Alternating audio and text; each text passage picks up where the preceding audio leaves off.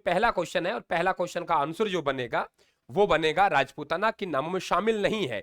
राजस्थान है, रायथान है, रजवाड़ा है, राजपूताना ये शब्द है वो जॉर्ज थॉमस के द्वारा दिया गया था। नेक्स्ट क्वेश्चन आपके सामने देखो, स्लाइड ये आपको मैंने लगा दी है ताकि आप लोगों को टेलीग्राम पे पीपीटी मिलेगी तो उसमें एकदम क्लियर हो जाएगा। राजस्थान प्रदेश के लिए अंग्रेजों ने राजपूताना, रजवाड़ा, राजस्थान आदि शब्द दिए। कर्नल जेम्स टोड का जन्म 20 मार्च 1782 को लिंगटन सिटी इंग्लैंड में हुआ। इनकी पुस्तक का नाम है annals and antiquity of Rajasthan है, 1829 में प्रकाशित हुई थी। 1829 में इस प्रदेश को राजस्थान कहा।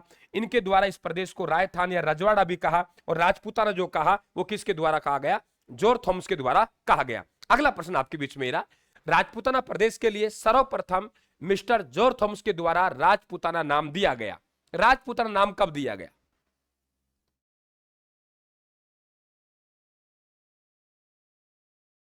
क्या आंसर बनेगा? राजस्थान प्रदेश के लिए सर्वप्रथम मिस्टर जॉर्ज थॉमस के द्वारा राजपूताना नाम दिया गया। देखो एक पुस्तक की मैं यहां जरूर बात करूंगा आप लोगों से, वो पुस्तक है विलियम फ्रैंकलिन की। किसकी है बेटा? William Franklin. विलियम फ्रैंकलिन की एक पुस्तक है, विलियम फ्रैंकलिन की एक पुस्तक है, उसका नाम है मिलिट्री ऑफ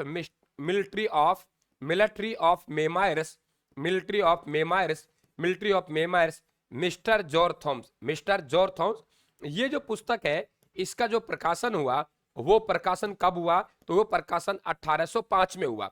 लेकिन ये कह रहे हैं कि भाई मेरा दोस्त था, उनका नाम जॉर्ज थॉमस है, उनके द्वारा इस प्रदेश को जो राजपूताना शब्द दिया गया वो राजपूताना शब्द कब दिया गया? सन 1800 में। ये ध्यान रखें आप लोग, राजस्थान शब्द मिला है वो 1829 में मिला है और यहां राजपूताना शब्द की बात करेगा वो 1800 मिला है। और देने वाले कौन है? तो देने वाले मिस्टर जॉर्ज थॉमस है। और मिस्टर जॉर्ज थॉमस रहने वाले कहां के थे? तो ध्यान रखें, ये निवासी की अगर बात करें आप लोगों से तो निवासी कहां के थे बेटा? निवासी ये आयरलैंड के थे। अगर इनका आपसे निधन की बात करें तो निधन आप लोग उत्तर देंगे बीकानेर, आप लोगों का यहां उत्तर बनेगा 1800। क्लियर? आगे बढ़े, नेक्स्ट क्वेश्चन की बात करें हमारे पास ये रहा। अगला प्रश्न देखेंगे हम लोग, यहां व्याख्या दे दी गई आपको। जॉर्ज थॉमस आयरलैंड के निवासी थे जो ग्वालियर के मराठा शासक हैं दौलत राव सिंधिया उनके कमांडर थे। इनके द्वारा 1800 में इस प्रदेश के लिए राजपूताना शब्द दिया गया। और ध्यान रखें विलियम फ्रैंकलिन की पुस्तक है military of memoirs, mister George Thomas. ये दोनों शब्दों को समझ लेना। अगर आपसे राजपूताना शब्द की बात करें तो ये शब्द बेटा 1800 में दिया गया और आपसे मिलिट्री ऑफ मेमार्स की बात करें तो ये शब्द 1805 में पुस्तक प्रकाशित हुई। राजपूताना शब्द दिया वो 1800 दिया। ये ध्यान रखें, मृत्यु बीकानेर में हुई और रहने वाले कहां के थे बेटा?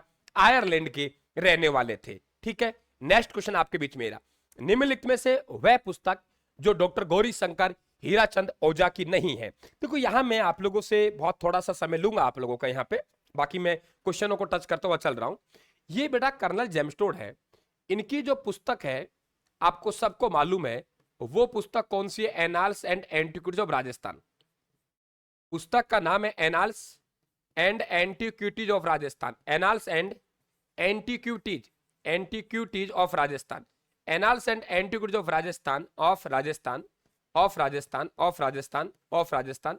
ये एक पुस्तक है और ये पुस्तक अंग्रेजी में है। एक सवाल उठता है कि सर इसकी क्या हिंदी में उपलब्ध है? बिल्कुल, इसका जो हिंदी अनुवाद किया वो हिंदी अनुवाद गौरी शंकर हीराचंद ओझा ने किया, है ना। हिंदी अनुवाद किसने किया? गौरी शंकर हीराचंद ओझा ने। हिंदी अनुवाद किसने किया बेटा? गौरी शंकर हीराचंद ओझा ने किया। गौरी शंकर हीराचंद ओझा के द्वारा ये हिंदी अनुवाद किया गया, है ना। तो ये गौरी शंकर हीराचंद ओझा है, ये राम राम हिंदी का बहुत बड़ा विद्वान था और हिंदी के बहुत बड़े जानकार थे। जो गौरी शंकर हीराचंद ओझा को शॉर्ट में हम लोग जीएस ओझा कहते हैं। आपने विभिन्न पुस्तकों में देखा होगा, है ना, कि जीएस ओझा के अनुसार ये काम तब हुआ, जीएस ओझा के अनुसार ये काम तब हुआ। जीएस ओझा आखिरकार कौन था? ये दोनों बातों को ध्यान रखना। कभी आपसे पूछे राजस्थान के इतिहास का जनक, तो राजस्थान के इतिहास के जनक की बात आएगी तो आप उत्तर देंगे बेटा कर्नल जेम्स टोड। क्या नाम देंगे? Colonel James Tod. और यही आपसे पूछेगा कि राजस्थान के क्रमबद्ध इतिहास का जनक, सवाल सुन लेना, राजस्थान के क्रमबद्ध इतिहास का जनक, तो बेटा क्रमबद्ध इतिहास का जनक है वो कहेंगे गौरी शंकर हीराचंद ओझा को। और गौरी शंकर हीराचंद ओझा की कुछ पुस्तक है जो मैं आपको याद करवा रहा हूं। देखिए ये व्यक्ति सिरोही का रहने वाला था। मैं बात कर रहा हूं इसलिए ये इंपॉर्टेंट है, इसलिए बात करनी पड़ेगी। ये सिरोही का रहने वाला था, और सिरोही में भी कहां का रहने वाला था? हम लोग कहेंगे सर ये राजपूताना का रहने वाला था। राजपूताना में कहां का रहने वाला था? सिरोही का रहने वाला था। सिरोही में कौन सी जाति निवास करती है? सोलंकी करती है। और यहाँ सिरोही में एक गांव पड़ता है, उस गांव का नाम है रोहिड़ा गांव। क्या नाम है? रोहिड़ा गांव में इनका जन्म हुआ। 1863 में इनका जन्म हुआ, 1947 में इनका निधन हुआ। तो यहाँ पे इनकी पुस्तक मैं याद करवा रहा हूं आप लोगों को। राजपूताना का रहने वाला था, नंबर 1 राजपूताना का इतिहास। राजपूताना में सिरोही का रहने वाला था, नंबर 2 सिरोही का इतिहास। सिरोही में सोलंकी जाति निवास करती है, नंबर 3 सोलंकियों का इतिहास। नंबर 4 हिंदी में प्राचीन लिपि माला, है ना। और कर्नल जेम्स टोड की हिंदी में पुस्तक का अनुवाद किया, तो उनका जीवन चरित्र जानता होगा। जब उनका जीवन चरित्र जानता होगा तो वीर शिरोमणि महाराणा प्रताप को भी जानता होगा, ये ध्यान रखें। तो इनकी पुस्तक नंबर 1 राजपूताना का इतिहास, नंबर 2 सिरोही का इतिहास, नंबर 3 सोलंकियों का इतिहास, नंबर 4 हिंदी में प्राचीन लिपि माला, नंबर 5 कर्नल जेम्स टोड का जीवन चरित्र, नंबर 6 वीर शिरोमणि महाराणा प्रताप, और नंबर 7 बप्पा रावल का सोने का सिक्का। ये ध्यान रखें। तो यहां पे ये गौरी शंकर हीराचंद ओझा की मैंने बात कही, उत्तर आपका डी बनेगा। देखिए पश्चिमी भारत की यात्रा, ये पुस्तक का जो प्रकाशन हुआ वो 1839 में हुआ। और ये ध्यान रखें बेटा, ये टोड की पुस्तक है, कर्नल जेम्स टोड की पुस्तक है, और इनका जो है प्रकाशन इनकी मृत्यु के बाद हुआ। कर्नल जेम्स टोड की जो मृत्यु है वो 1835 में हो गई थी, है ना। 1835 में कर्नल जेम्स टोड की मृत्यु हो गई थी, ध्यान रखें आप लोग। तो 1835 में कर्नल जेम्स टोड की मृत्यु हुई। इनकी मृत्यु के बाद पुस्तक का जो प्रकाशन हुआ, वो पुस्तक का प्रकाशन 1839 में हुआ। तो राइट आंसर बनेगा पश्चिमी भारत की यात्रा। क्लियर? कर्नल जेम्स टोड की पहली पुस्तक 1829 में, है ना। और दूसरी पुस्तक की बात करेंगे आप लोग तो वो कब हुई? 1839 में। यहां आप लोगों को साथ साथ यहां पे व्याख्या चल रही है, देखिए आप लोग। पश्चिमी भारत की यात्रा नामक पुस्तक कर्नल जेम्स टोड की है, बिल्कुल है। इस पुस्तक का प्रकाशन टोड की मृत्यु के बाद 1839 में हुआ, क्योंकि टोड का जन्म हुआ 1782 में। यहां आए हमारे पास में 1817-18 में। ओके, पुस्तक का प्रकाशन किया वो किया 1829 में। हम मृत्यु की बात करेंगे 1835 में, और फिर मृत्यु के बाद जो पुस्तक के प्रकाशित हुई वो 1839 में। क्लियर? यहाँ पे हाँ बारिश हो रही है, हमारे बारिश हो रही है। पहले तो मौसम ये था कि भाई ठीक है कि सर क्लास लेने की संभावना नहीं है ना, लेकिन फिर लाइट आ गई तो फिर क्लास हो रही है आपके।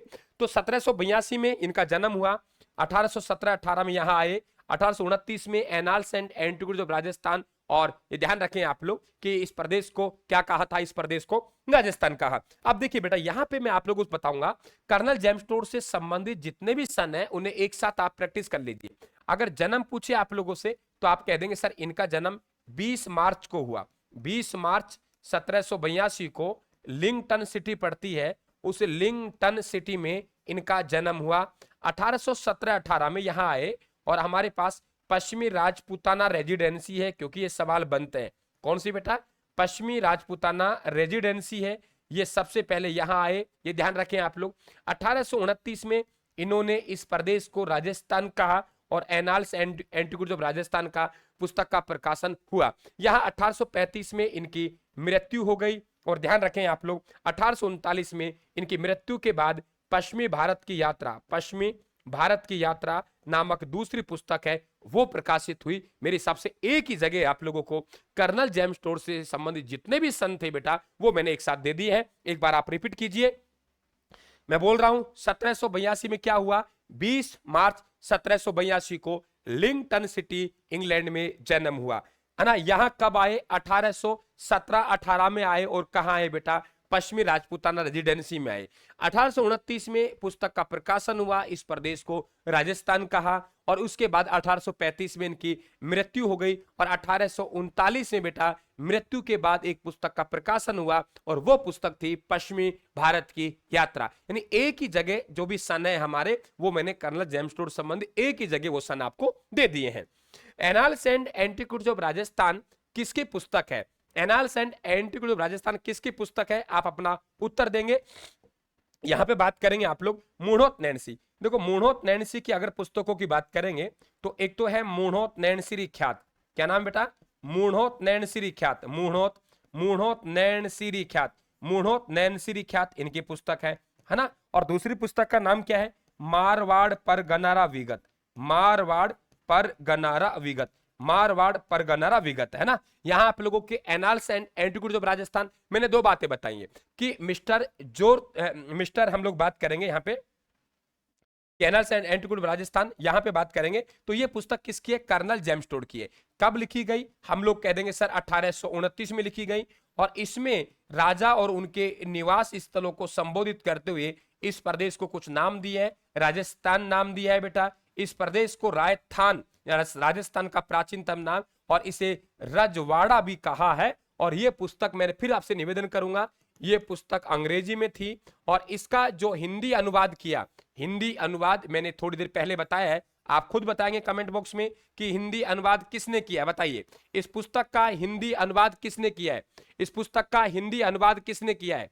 इस पुस्तक का, वेरी गुड, बहुत बढ़िया, छाप दिया। 1782 में जन्म, बाहर है, बिल्कुल बिल्कुल बेटा, है ना। ये ध्यान रखें आप लोग, हिंदी अनुवाद किया वो गौरी शंकर हीराचंद ओझा ने कहा। और गौरी शंकर हीराचंद ओझा की फिर एक स्टार लगा लीजिए कि इनकी एक पुस्तक है हिंदी में प्राचीन लिपिमाला, हिंदी में प्राचीन लिपिमाला, जो आपको हर एग्जाम में देखने को मिलेगी। हिंदी में प्राचीन लिपिमाला, हिंदी में प्राचीन लिपिमाला इनकी पुस्तक है। तो एकदम आप लोगों का आंसर यहां हो गया कर्नल जेम्स टोड। एक बार फिर रिपीट कर रहा हूं, कर्नल जेम्स टोड की पुस्तक का हिंदी में अनुवाद किसने किया? कर्नल जेम्स टोड की पुस्तक का हिंदी में अनुवाद किसने किया? देखिए यहां स्पीड के साथ और निकलते हैं हम लोग, साथ साथ आप लोगों को व्याख्या लेके चल रहा हूं। कर्नल जेम्स टोड की पुस्तक the annals and antiquities of Rajasthan, है ना, का हिंदी अनुवाद गौरी शंकर हीराचंद ओझा ने किया। गौरी शंकर हीराचंद ओझा सिरोही के रहने वाले थे, हिंदी भाषा के बहुत बड़े विद्वान थे और इन्होंने हिंदी में प्राचीन लिपिमाला लिखी। प्रैक्टिस हो गई, ज्यादा समय बर्बाद हो नहीं रहा, आराम से हम लोग प्रैक्टिस करने का मौका मिल रहा है। आगे देखिए, राजस्थान दिवस कब मनाया जाता है? बेटा आप लोगों के तीन शब्द होते हैं, ये तीन शब्द होते हैं। देखो आप लोगों से पूछेगा 21 फरवरी, है ना, 21 फरवरी है, हर भाषा का अपना दिवस होता है। हमारे यहाँ पे मातृभाषा है, राजभाषा तो नहीं है राजस्थानी, राजस्थानी भाषा दिवस। अगर आपसे राजस्थानी भाषा दिवस की बात करेंगे तो वो 21 फरवरी को मनाया जाता है। और राजस्थान स्थापना दिवस की बात करेंगे तो राजस्थान जो स्थापना दिवस है, राजस्थान स्थापना दिवस, क्योंकि हमारा एकीकरण, राजस्थान स्थापना दिवस, स्थापना दिवस जो एकीकरण हमारा तैयार हुआ वो 1 नवंबर 1956 को हुआ, है ना। और यहाँ पे 30 मार्च है ये राजस्थान दिवस। लेकिन बेटा बोर्ड की जो पुस्तक है, बोर्ड की जो पुस्तक है, उन बोर्ड की पुस्तकों में ध्यान रखना, बोर्ड की पुस्तकों में, कहां? बोर्ड की पुस्तकों में, बोर्ड की पुस्तकों में राजस्थान स्थापना दिवस भी कई जगह 30 मार्च दिया हुआ है। एक सवाल और मेरी तरफ से बनेगा कि पहली बार राजस्थान दिवस कब मनाया गया? तो ध्यान रखें, पहली बार अगर राजस्थान दिवस की बात करेगा, क्या बात करेगा? पहली बार बेटा राजस्थान दिवस की बात करेगा। प्रथम, ये पूछ सकता है आप लोगों से, प्रथम राजस्थान दिवस क्या कहेगा? प्रथम राजस्थान दिवस। तो बेटा प्रथम राजस्थान दिवस की बात करेगा, प्रथम राजस्थान दिवस की बात करेगा तो वो ध्यान रखें वो मनाया गया 30 मार्च 1949 को। लंबी चौड़ी कहानी है, वहां नहीं जाएंगे। क्या बात को समझ गए कि पहली बार कब मनाया गया? पहली बार कब मनाया गया? तो आप लोग कह देंगे 30 मार्च 1949 को पहली बार राजस्थान दिवस मनाया गया। यहां देखिए स्पष्ट रूप से जो लिख रहा हूं उसे साथ साथ आप लोगों को दे रहा हूं ताकि आप टेलीग्राम से पीडीएफ भी प्राप्त कर ले और समय हमारा व्यर्थ ना जाए। हर विद्यार्थी पढ़ चुका है, हर विद्यार्थी के पास 2-2 3-3 कोर्स होंगे कम से कम ऑनलाइन। वो जो आ रहा है वो निश्चित तौर से विद्यार्थी आ रहा है यूट्यूब पर, वो आ रहा है कि सर हमें सटीक जानकारी मिले बिना किसी बकवास के। थैंक यू, धन्यवाद हौसला बढ़ाने के लिए, thank you thank you thank you, धन्यवाद। चलें आगे देखिए, हम बात करें राजस्थान दिवस 30 मार्च को, हमसे बात करें राजस्थान स्थापना दिवस 1 नवंबर को, हमसे बात करें राजस्थानी भाषा दिवस 21 फरवरी को। और बोर्ड की पुस्तकों में क्या दे रखा है कि कई जगह राजस्थान स्थापना दिवस भी 30 मार्च दिया हुआ है, उसको भी मैं साथ साथ नोट करते हुए चलता हूं। राम राम राम राम, कैसे हैं सब आप लोग? आगे बढ़े, चलिए। निम्न में से गलत को छांटना है आप लोगों को। यहां पे आप लोगों को 4 ऑप्शन मिल रहे हैं और 4 ऑप्शन में से आपको चयन करना है कि इनमें से गलत कौन सा है बेटा। राजस्थान प्रदेश के लिए रामायण में मरुकांताय शब्द का प्रयोग हुआ है। राजस्थान प्रदेश के लिए ऋग्वेद में ब्रह्मवत शब्द का प्रयोग हुआ है। राजस्थान प्रदेश का वर्तमान स्वरूप 1 नवंबर 1956 को तैयार हुआ। सवाई मानसिंह द्वितीय को आधुनिक राजस्थान का निर्माता कहते हैं। क्या उत्तर बनेगा आप लोगों का साथियों? देखिए, हमारा एकीकरण 7 चरणों के बाद में 7 चरणों से गुजरने के बाद में 1 नवंबर 1956 को आज का हमारा राजस्थान तैयार हुआ। और हमारा यहाँ पे ठीक है, हमारा यहाँ पे ध्यान रखें आप लोग, यहाँ पे जो राजस्थान आप लोगों के साथियों दिवस है वो ध्यान रखें, हम मनाते हैं। और राजस्थान स्थापना दिवस, सबसे बड़ा सवाल है आधुनिक राजस्थान का निर्माता नहीं, क्योंकि इस समय राजस्थान के जो मुख्यमंत्री थे वो मुख्यमंत्री मोहनलाल सुखाड़िया। मुख्यमंत्री कौन है बेटा? मोहनलाल सुखाड़िया है, ये राजस्थान के मुख्यमंत्री थे। तो आधुनिक राजस्थान का निर्माता जो कहा जाता है वो निर्माता इन्हें कहा जाता है। राइट आंसर आपका क्या बनेगा? डी बनेगा। क्लियर? क्योंकि मोहनलाल सुखाड़िया जी इस समय राजस्थान के मुख्यमंत्री थे। क्लियर? मुख्यमंत्री थे। और ध्यान रखें आप लोग, वेरी इंपॉर्टेंट एक बात और बता दूं कि जो अजमेर मेरवाड़ा हमारा केंद्र शासित प्रदेश होता था, आधुनिक राजस्थान के निर्माता मोहनलाल सुखाड़िया कहा जाता है। कि हमारे पास में बात करें हम लोग कि जो अजमेर मेरवाड़ा जो केंद्र शासित प्रदेश होता था, वो अजमेर मेरवाड़ा केंद्र शासित प्रदेश की अपनी अलग से एक विधानसभा होती थी। उस विधानसभा को धारासभा कहते थे। तो अजमेर मेरवाड़ा की विधानसभा को धारासभा, और हरिभाई उपाध्याय है वहां के एकमात्र मुख्यमंत्री रहे हैं। तो वे धारासभा को भंग करके उसकी विधानसभा की सीटें हैं उनकी, ध्यान रखें आप लोग, वो संख्या 30 है, उनका भी क्या कर दिया गया? विलय कर दिया गया है ना। और विलय करके राजस्थान विधानसभा में लाया गया। तो 1 नवंबर 1956 के दिन राजस्थान विधानसभा की सदस्य संख्या 30 और बढ़ गई, 160 से 30 190 हो गए। बिल्कुल बारिश आ रही है। कैसे हैं आप लोग? चले आगे। आगे बात करते हैं। अगला क्वेश्चन, मानमोरी के शिलालेख का संबंध प्रदेश के किस जिले से रहा है? देखिए, यहां पे ये मानमोरी का जो शिलालेख है, तब ये टोड़ गया था यहां से, तो ये टोड़ साथ ले गया था। और टोड़ ये भारी था, भारी होने के कारण इसे समुद्र में फेंक के चले गया। कहां फेंक के चले गया? समुद्र में। समुद्र में फेंक गया। अंग्रेजों की नीति रही है कि जितना चले उतना ले चले, ज्यादा कोई वजन आएगा तो हम लोग रास्ते में से फेंक चलेंगे। तो ये ले गया था और जाते जाते इसे समुद्र फेंक गया। और इसमें वेरी इंपॉर्टेंट बात है कि इसमें अमृत मंथन का उल्लेख मिलता है। किसका बेटा? अमृत मंथन। इसमें अमृत मंथन का उल्लेख मिलता है। अमृत मंथन का उल्लेख मिलता है। तो ये कहां का है? चित्तौड़गढ़ का है ना। राम राम, चित्तौड़गढ़ का। ध्यान रखें, दो बातें इंपॉर्टेंट है कि सर मानमोरी का शिलालेख है चित्तौड़गढ़ का है। जब कर्नल जेम्स टोड यहां से गया था, इसे साथ ले गए थे, भारी होने के कारण इसे रास्ते में फेंक के चले गए। और इसमें अमृत मंथन का उल्लेख भी मिलता है। इसकी व्याख्या जो मैं बोल रहा हूं वो आपको यहां आ गई। कहां का है? कर्नल जेम्स टोड है, समुद्र में फेंक कर गया था। यह शिलालेख इन्हें मानसरोवर झील चित्तौड़गढ़ में मिला था। इस शिलालेख में अमृत मंथन का उल्लेख मिला है। क्लियर? अमृत मंथन का उल्लेख मिला है। आगे बढ़ते हैं हम लोग। नेक्स्ट क्वेश्चन हमारे पास ये रहा, राजस्थान के उत्तर पश्चिम से दक्षिण पूर्व के मध्य दोनों विकर्णों की लंबाई क्या है? लंबाई क्या है दोनों विकर्णों की? देखिए, हम लोग बात करेंगे, ये राजस्थान का आप लोगों का मानचित्र है। राजस्थान के मानचित्र में ये है, ये हमारा उत्तर है, ये दक्षिण है, और ये देखेंगे आप लोग तो पश्चिम है, और ये देखेंगे आप लोग पूर्व है ना।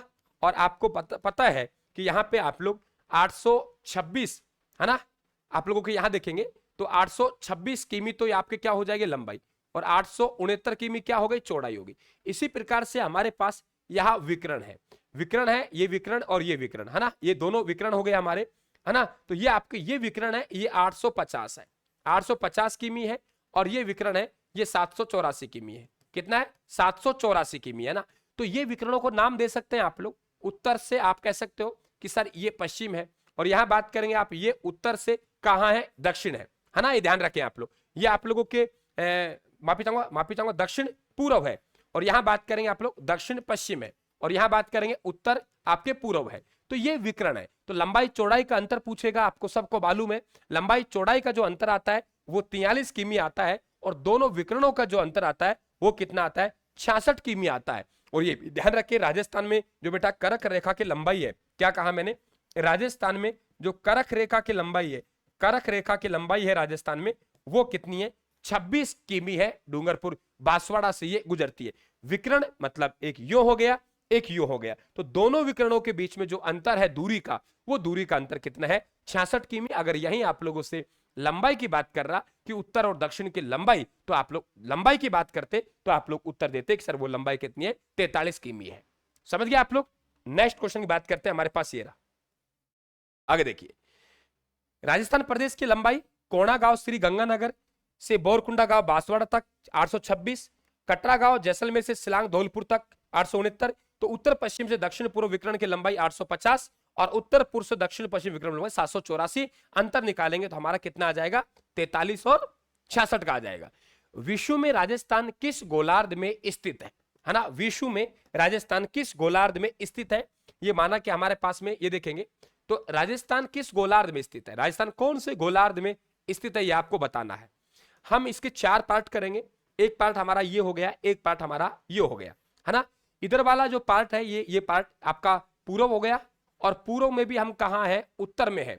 कहां है? उत्तर में है। उत्तर में है तो हम उत्तर पूर्व में है, तो उत्तरी पूर्वी गोलार्ध में स्थित है। इसलिए हमारे यहां से जो गुजरने वाली अक्षांश रेखा है, जिन्हें हम उत्तरी अक्षांश रेखा कहते हैं, यहां से गुजरने वाली जो देशांतर रेखा है बेटा, उन्हें हम लोग पूर्वी देशांतर रेखा कहते हैं। क्यों? क्योंकि हमारे यहाँ नीचे की तरफ दक्षिणी गोलार्ध, हम उत्तरी गोलार्ध में, तो यहां से जो हमारी अक्षांश रेखाएं गुजरेंगी वो उत्तरी अक्षांश रेखाएं गुजरेंगी बेटा। और इधर का जो हमें यहाँ पूर्व की तरफ है, कहाँ है? पूर्व तरफ, तो हमारे यहां से गुजरने वाली जो देशांतर रेखा है वो पूर्वी देशांतर रेखा है। दोनों बात ध्यान रखें, पूर्वी देशांतर रेखा अलग है बेटा और अक्षांश रेखा। तो हम लोग उत्तरी पूर्वी गोलार्ध में स्थित होने के कारण हमारे यहां से गुजरने वाली जो अक्षांश रेखा है वो उत्तरी है, और हमारे यहां से गुजरने वाली देशांतर रेखा है वो पूर्वी है। तो राजस्थान के किस गोलार्ध में स्थित है? तो हम लोग कहेंगे उत्तरी पूर्वी गोलार्ध में हम स्थित हैं। ठीक है, नेक्स्ट क्वेश्चन आपके बीच में ये रहा। ये देख रहे हो आप लोग, यहाँ पे ये नीचे आप लोगों को ऐसे दिखाई दे रही है, ये नीचे की तरफ उत्तर से दक्षिण, ये आप लोगों के देशांतर रेखा है, और पूर्व से पश्चिम की तरफ दिखाई दे रही है, ये आप लोगों के अक्षांश रेखा है। बीचों बीच से गुजरने वाली ये रेखा है, ये भूमध्य रेखा है, जिसे हम लोग 0 डिग्री की रेखा कहते हैं। और यहां से उत्तर की तरफ जाएंगे तो कर्क रेखा, और नीचे की तरफ जाएंगे मकर रेखा, 23.5 डिग्री कर्क रेखा, दक्षिण में 23.5 डिग्री मकर रेखा आपके सामने है। तो इस तरीके से हम लोग जो है वो भारत में विश्व में उत्तर की तरफ है, और उत्तर में भी हम पूर्व की तरफ है। इसलिए हम लोग कहते हैं कि सर उत्तरी पूर्वी गोलार्ध, क्या कहते हैं हम लोग? उत्तरी पूर्वी गोलार्ध, कि हम कहां है? उत्तरी पूर्वी गोलार्ध में है। राजस्थान विश्व के उत्तरी पूर्वी गोलार्ध में स्थित है, इसलिए यहां से उत्तरी अक्षांश और पूर्वी देशांतर रेखाएं गुजरती हैं। जो बोल रहा हूं वो सीधा सीधा आपको लिखा हुआ मिल रहा है ना, ताकि हमारा समय बर्बाद ना हो।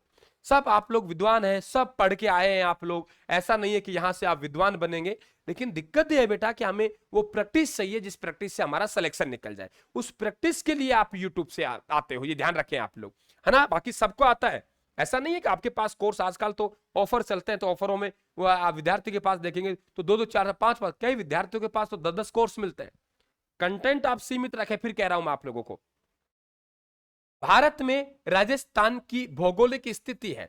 भारत में हम कहां हैं? भारत में कहां है? हम उत्तर की तरफ है, और उत्तर में भी हम पश्चिम की तरफ है। तो आपका आंसर ए आ रहा है, बिल्कुल ए बनेगा कि सर भारत में है हम लोग, वो उत्तर पश्चिम की तरफ है। और यदि यही हमें विश्व में गोलार्ध की बात करें, विश्व में कहां की बात करें? गोलार्ध में।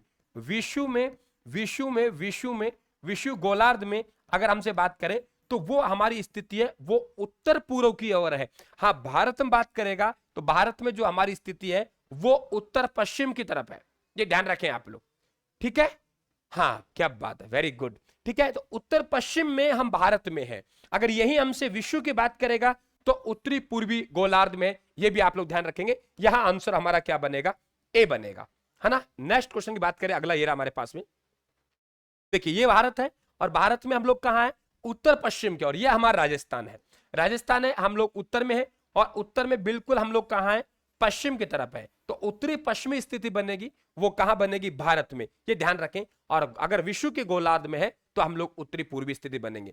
राजस्थान आकार में है, राजस्थान का आप मानचित्र देख पा रहे हो कि राजस्थान की आकृति क्या है? त्रिभुजाकार है, पतंग समानांतर या ऐसम चतुर्भुजाकार है, पंचभुजाकार है, षटकोणीय है। क्या आकृति बनेगी राजस्थान? टीएच हैंडलर का नाम सुना होगा। टीएच हेंडले ने हमें आकृति के बारे में सर्वप्रथम बताया था। अलग अलग जिलों की अलग अलग आकृति है। जैसे आप लोग दौसा की बात करेंगे तो धनुषाकार है, सीकर की बात करेंगे तो आपका अर्धचंद्राकार प्याला नुमा है, हनुमानगढ़ की बात करेंगे तो वो कुर्सी नुमा है, चित्तौड़गढ़ की बात करेंगे इल्ली के समान घोड़े की नाल के समान आकृति है, जालोर की है वो व्हील मछली के समान की आकृति है। तो वो अलग अलग है। यहां आप लोगों से पूछा गया है तो आप लोगों को आंसर जो बनेगा वो बी बनेगा, यानी विषम कोण चतुर्भुजाकार। ये ध्यान रखें आप लोग। तो अलग अलग जिलों की अलग अलग आकृति है। यहां देखिए आप लोग, वेरी इंपॉर्टेंट कि वो आपसे पूछेगा, मैं अभी बात कर रहा था कि राजस्थान की आकृति विषम कोणीय चतुर्भुजाकार है। ये बात सबसे पहले किसने बताई?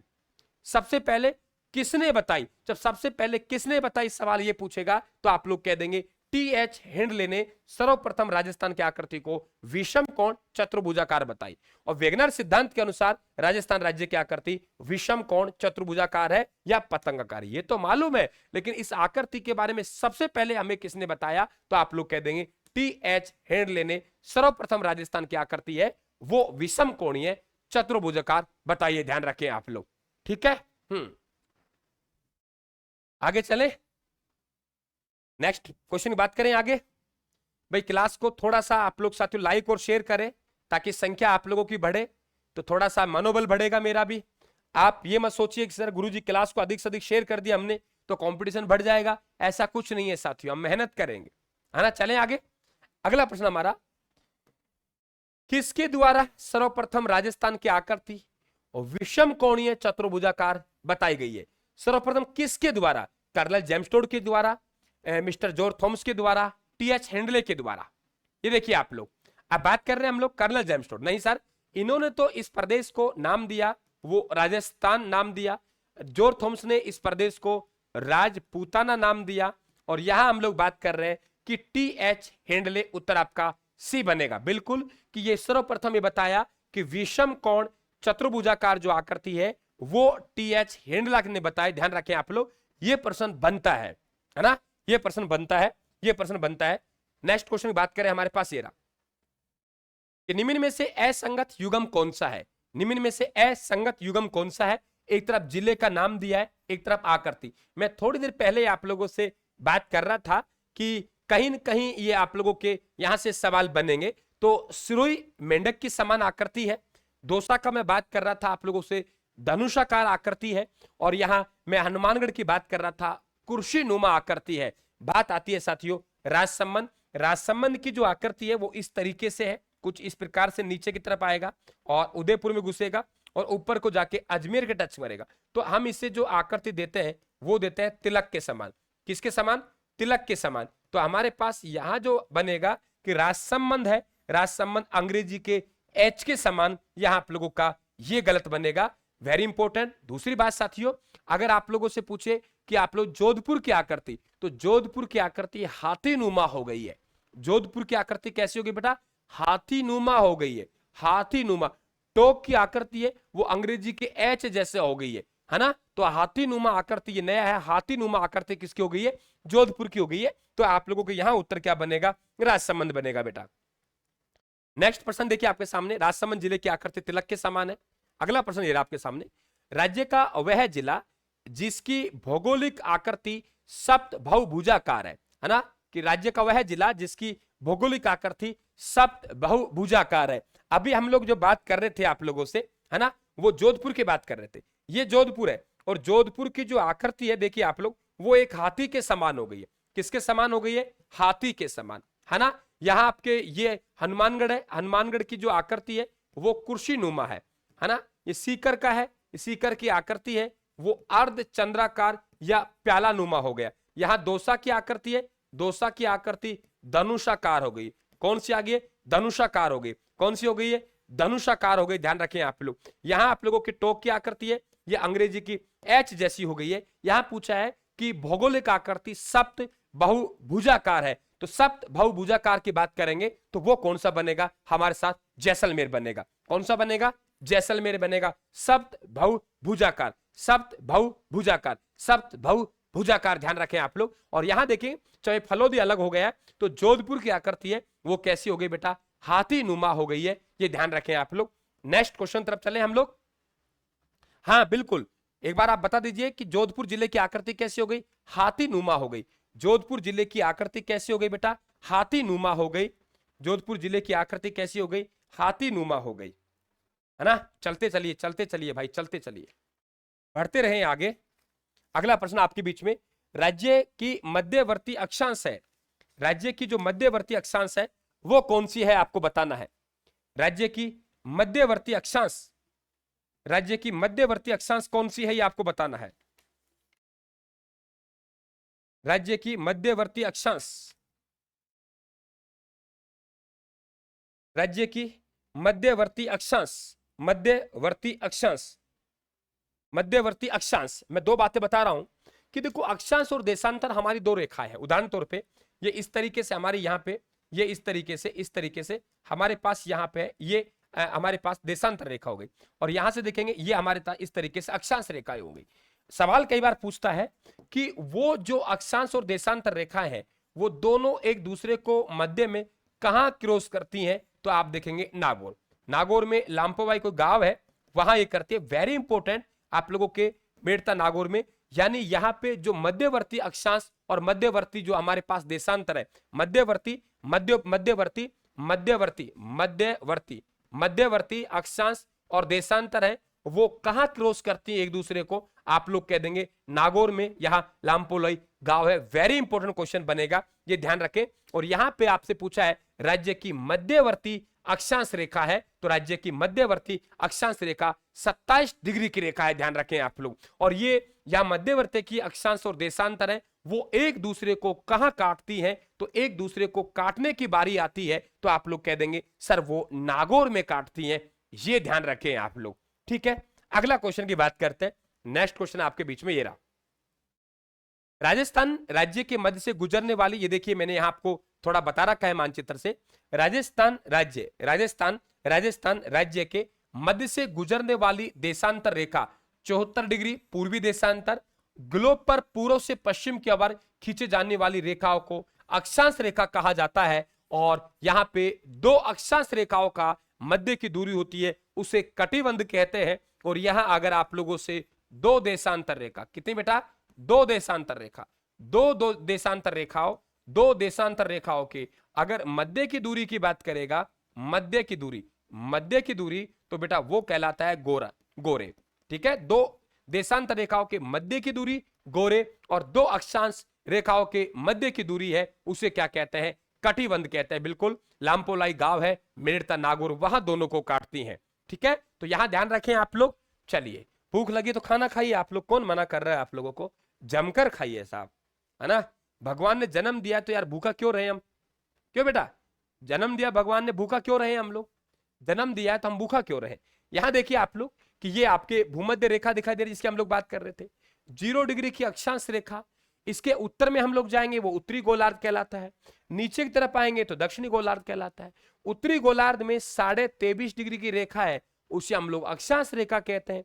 दक्षिणी गोलार्ध में 23.5 डिग्री की रेखा है, उसे हम लोग मकर रेखा कहते हैं, ठीक है ना। तो ये आप लोगों के ग्लोब है। ग्लोब में अगर आप देख रहे हो कि हमारा उत्तर से दक्षिण ये रेखाएं आ रही है इस तरीके से, ये हमारी देशांतर रेखाएं, और इधर से हमारी जा रही है, तो ध्यान रखें आप लोग ये हमारी अक्षांश रेखाएं। और देशांतर अक्षांश रेखाएं वो काल्पनिक रेखा है जहां से हम किसी भी स्थान को चिन्हित कर सकते हैं कि ये स्थान का है या वर्तमान में हम कहां खड़े हैं, है ना। आजकल तो फोटो ली जाती है कई बार सरकारी ऐप से या किसी काम के लिए, तो वो लैंगिट्यूड लोटिट्यूड डालते हैं, है ना। लैंगिट्यूड लोटिट्यूड डालते हैं ताकि एकदम पता लग जाए एग्जैक्ट पोजीशन में कि भाई हम है कहां, है ना, हम कहां है। ये देखिए यहां आप लोगों के राजस्थान का विस्तार, मैं आपसे बात कर रहा था कि आप लोगों के उत्तर में है हम लोग, यहां से गुजरने वाली जो रेखाएं हैं वो क्या कहलाती हैं? वो आप लोगों के उत्तरी अक्षांश रेखाएं। और यहां से हम देखेंगे हम उत्तरी और पूर्वी गोलार्ध, क्या कहा हमने?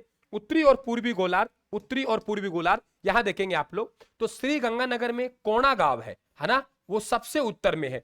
और यहाँ कुशलगढ़ तहसील है बांसवाड़ा का, यहाँ बोरकुंडा गांव है जो बिल्कुल दक्षिण में है। और यहाँ पे जैसलमेर के यहाँ पे कटरा गांव है जो बिल्कुल पश्चिम में है। और यहाँ देखेंगे धौलपुर के यहाँ पे एक सिलान गांव है जो कि बिल्कुल पूर्व में है। यहां से चलेंगे हम 23.5 डिग्री के, यहाँ पे 23.5 डिग्री की उत्तरी अक्षांश रेखा से चलेंगे तो 30 डिग्री 12 मिनट उत्तरी अक्षांश तक हमारा विस्तार है। और यहां पे हम लोग देखेंगे कि यहां से 69 डिग्री 30 मिनट पूर्वी देशांतर चलेंगे तो हमारे 78 डिग्री 17 मिनट पूर्वी देशांतर तक हमारा विस्तार है।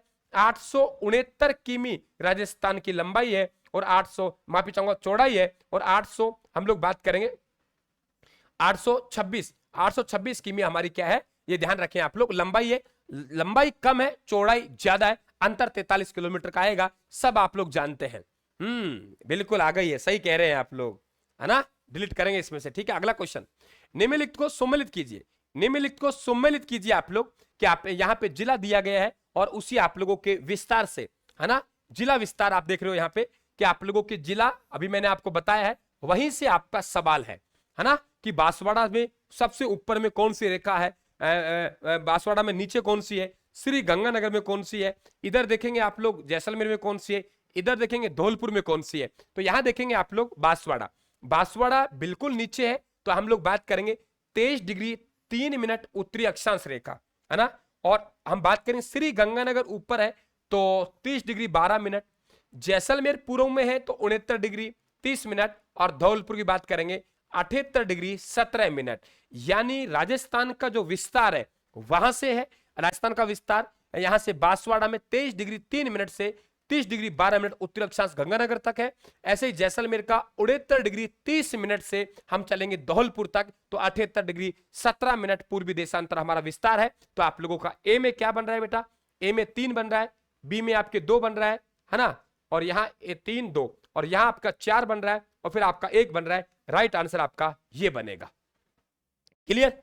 नेक्स्ट क्वेश्चन की बात कर रहे हैं, हमारे पास ये रहा, निम्नलिखित में से कौन सा युग्म है राजस्थान के अक्षांशीय देशांतरीय विस्तार को सही रूप में दर्शाता है, सही रूप में दर्शाता है। इस प्रकार के सवाल बनेंगे, वो इसको कई तरीके से पूछने की कोशिश करेगा एग्जामिनर, वो आप लोगों को मिलान करने वाला जो भी है आप लोगों को बस पता होना चाहिए ये स्थिति है। कई बार तो वो अक्षांश कितने अक्षांशों के मध्य फैला हुआ है, कितने देशांतरों के मध्य फैला हुआ है, इस प्रकार का भी वो सवाल पूछता है। जरा देखिए निम्नलिखित में से क्या पूछा है, निम्नलिखित में से कौन सा युग्म राजस्थान के अक्षांशीय एवं देशांतरी विस्तार को सही रूप में दर्शाता है। 23 डिग्री 3 मिनट से 30 डिग्री 12 मिनट, यानी यहाँ पे ये नहीं है, यहाँ पे ये नहीं है, इधर से तो दोनों ही आ रहे हैं, है ना। और यहां देखेंगे 69 डिग्री 30 मिनट से 78 डिग्री 17 मिनट, ये पूर्वी देशांतर है बेटा, है ना, ये पूर्वी देशांतर है। आप कहेंगे सर हमारे पूर्वी देशांतर क्यों लगा रहे हो आप दोनों साइड, क्योंकि हम लोग कहां हैं, तो ध्यान रखें हम लोग पूर्वी गोलार्ध में है। कहां है हम, पूर्वी गोलार्ध में, पूर्वी गोलार्ध में, ठीक है। और उत्तरी अक्षांश क्यों लगा रहे हैं हम लोग, क्योंकि हम उत्तरी गोलार्ध में है ना, ये ध्यान रखें आप लोग। तो आप लोगों का राइट आंसर ये बनेगा, ठीक है।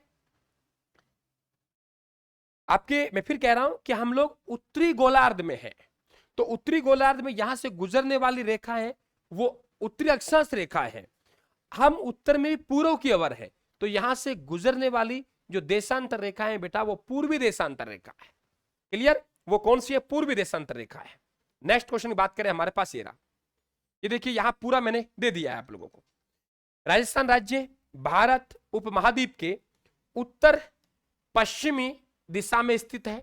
इस प्रदेश का भौगोलिक विस्तार 23 डिग्री 3 मिनट से 30 डिग्री 12 मिनट उत्तरी अक्षांश, उत्तरी अक्षांश चाहे नीचे है चाहे ऊपर है, दोनों जगह हमें लगाना उत्तरी अक्षांश है, क्योंकि हम उत्तरी गोलार्ध में हैं। 69 डिग्री 30 मिनट से 78 डिग्री 17 मिनट पूर्वी देशांतर के मध्य है। अतः यह प्रदेश 7 डिग्री 9 अक्षांशों के मध्य 8 डिग्री 47 मिनट देशांतरों के मध्य स्थित है। यानी हम लोग जो अंतर निकालेंगे ये हमारा अंतर निकलेगा। हम यहां से चले तो हमारे पास में 23.5 डिग्री है ना, ये ध्यान रखें आप लोग। ऊपर चले तो हमारे पास 30 डिग्री और 12 मिनट है। इसी तरीके से हम यहां से चले तो हमारे पास 69 डिग्री और 30 मिनट है ना बेटा, और यहां से चले तो हमारे पास 78 डिग्री 17 मिनट है। यही बात है। अब देखिए इनका अंतर निकालेंगे, तो यहां से हम लोग चलेंगे, यहां से हम चले हम लोग बोरकुंडा गांव से कोणा गांव तक, है ना। तो हमारा ये जो अंतर आएगा, ये अंतर आएगा, ध्यान रखें आप लोग, 7 डिग्री और 9 देशांतर, 7 डिग्री और 9 मिनट, 7 डिग्री और 9 मिनट, यानी इतने अक्षांशों के, मैं भी चाहूंगा इतने अक्षांशों के मध्य हम फैले हुए हैं। इसी प्रकार से ये हमारा आएगा, यहां से चलेंगे यहां तक तो आप कहेंगे 8 डिग्री, कितना डिग्री बेटा, 8 डिग्री 47 मिनट देशांतरों के मध्य हम फैले हुए। यानी ये जिस तरीके से हम लंबाई चौड़ाई का अंतर निकालते हैं वैसे हमने अक्षांश और देशांतरों का यहां अंतर निकाला है, तो आप लोगों के ये ध्यान रखेंगे आप लोग, ठीक है।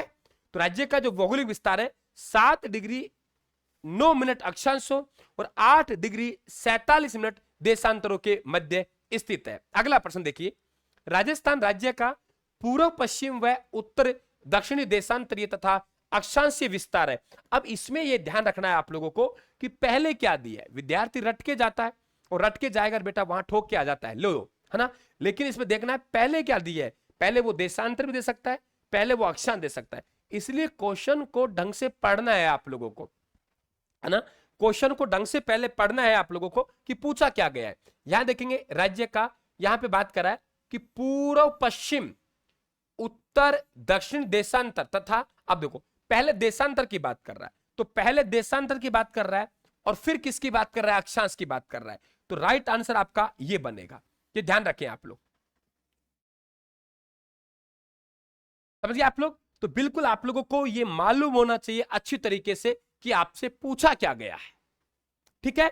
वो फिर कह रहा हूं मैं आप लोगों से कि वो अक्षांश और देशांतर देगा, आपको देखना है पहले वो अक्षांशीय विस्तार की बात कर रहा है कि वो फिर पहले देशांतर विस्तार की बात कर रहा है। यहां पूरी देशांतर रेखा किसे कहेंगे, हम लोग चर्चा कर ही चुके हैं कि सर ग्लोब से उत्तर से दक्षिण जो रेखाएं खींची जाती हैं उन्हें हम देशांतर रेखाएं कहते हैं, पूर्व से पश्चिम की तरफ जो काल्पनिक रेखाएं होती हैं उन्हें हम लोग क्या कहते हैं, अक्षांश रेखाएं कहते हैं।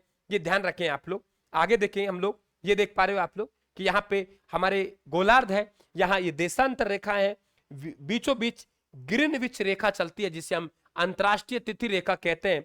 इधर तरफ पश्चिमी गोलार्ध है, इधर तरफ पूर्वी गोलार्ध है, इधर तरफ गुजरने वाली ये कौन सी है, देशांतर रेखाएं हैं, है ना, और देशांतर कौन सी है, ये पश्चिमी देशांतर है। इधर कोई राज्य पड़ेगा, देश पड़ेगा तो वो पूर्वी गोलार्ध में है, तो वहां से गुजरने वाली रेखाएं पूर्वी देशांतर, ध्यान रखें आप लोग, ठीक है। आगे नेक्स्ट क्वेश्चन आपके बीच में ही रहा। अक्षांश रेखा की बात करें हम लोग तो अक्षांश रेखा आप लोगों के पूर्व से पश्चिम है। अगला क्वेश्चन आपके बीच में, राजस्थान के किस जिले में करक रेखा गुजरती है, राजस्थान के किस जिले से करक रेखा गुजरती है।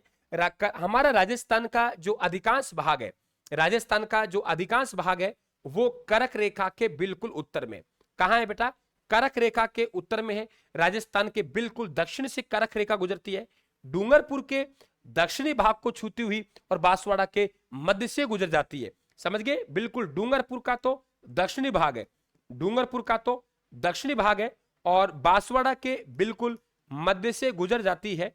और राज्य में करक रेखा की जो लंबाई है वो 26 किमी है। और यहां ध्यान रखना, करक रेखा पर सीधी किरणें पड़ती हैं, इसलिए हम लोग कहते हैं कि राजस्थान में सबसे सीधी किरणें कहां पड़ती हैं, बांसवाड़ा में। और यहां से जैसे जैसे ऊपर तरफ जाएंगे तो तिरछापन बढ़ता चली जाता है। यहां आप लोगों के उत्तर क्या बनेगा बेटा, बांसवाड़ा बनेगा।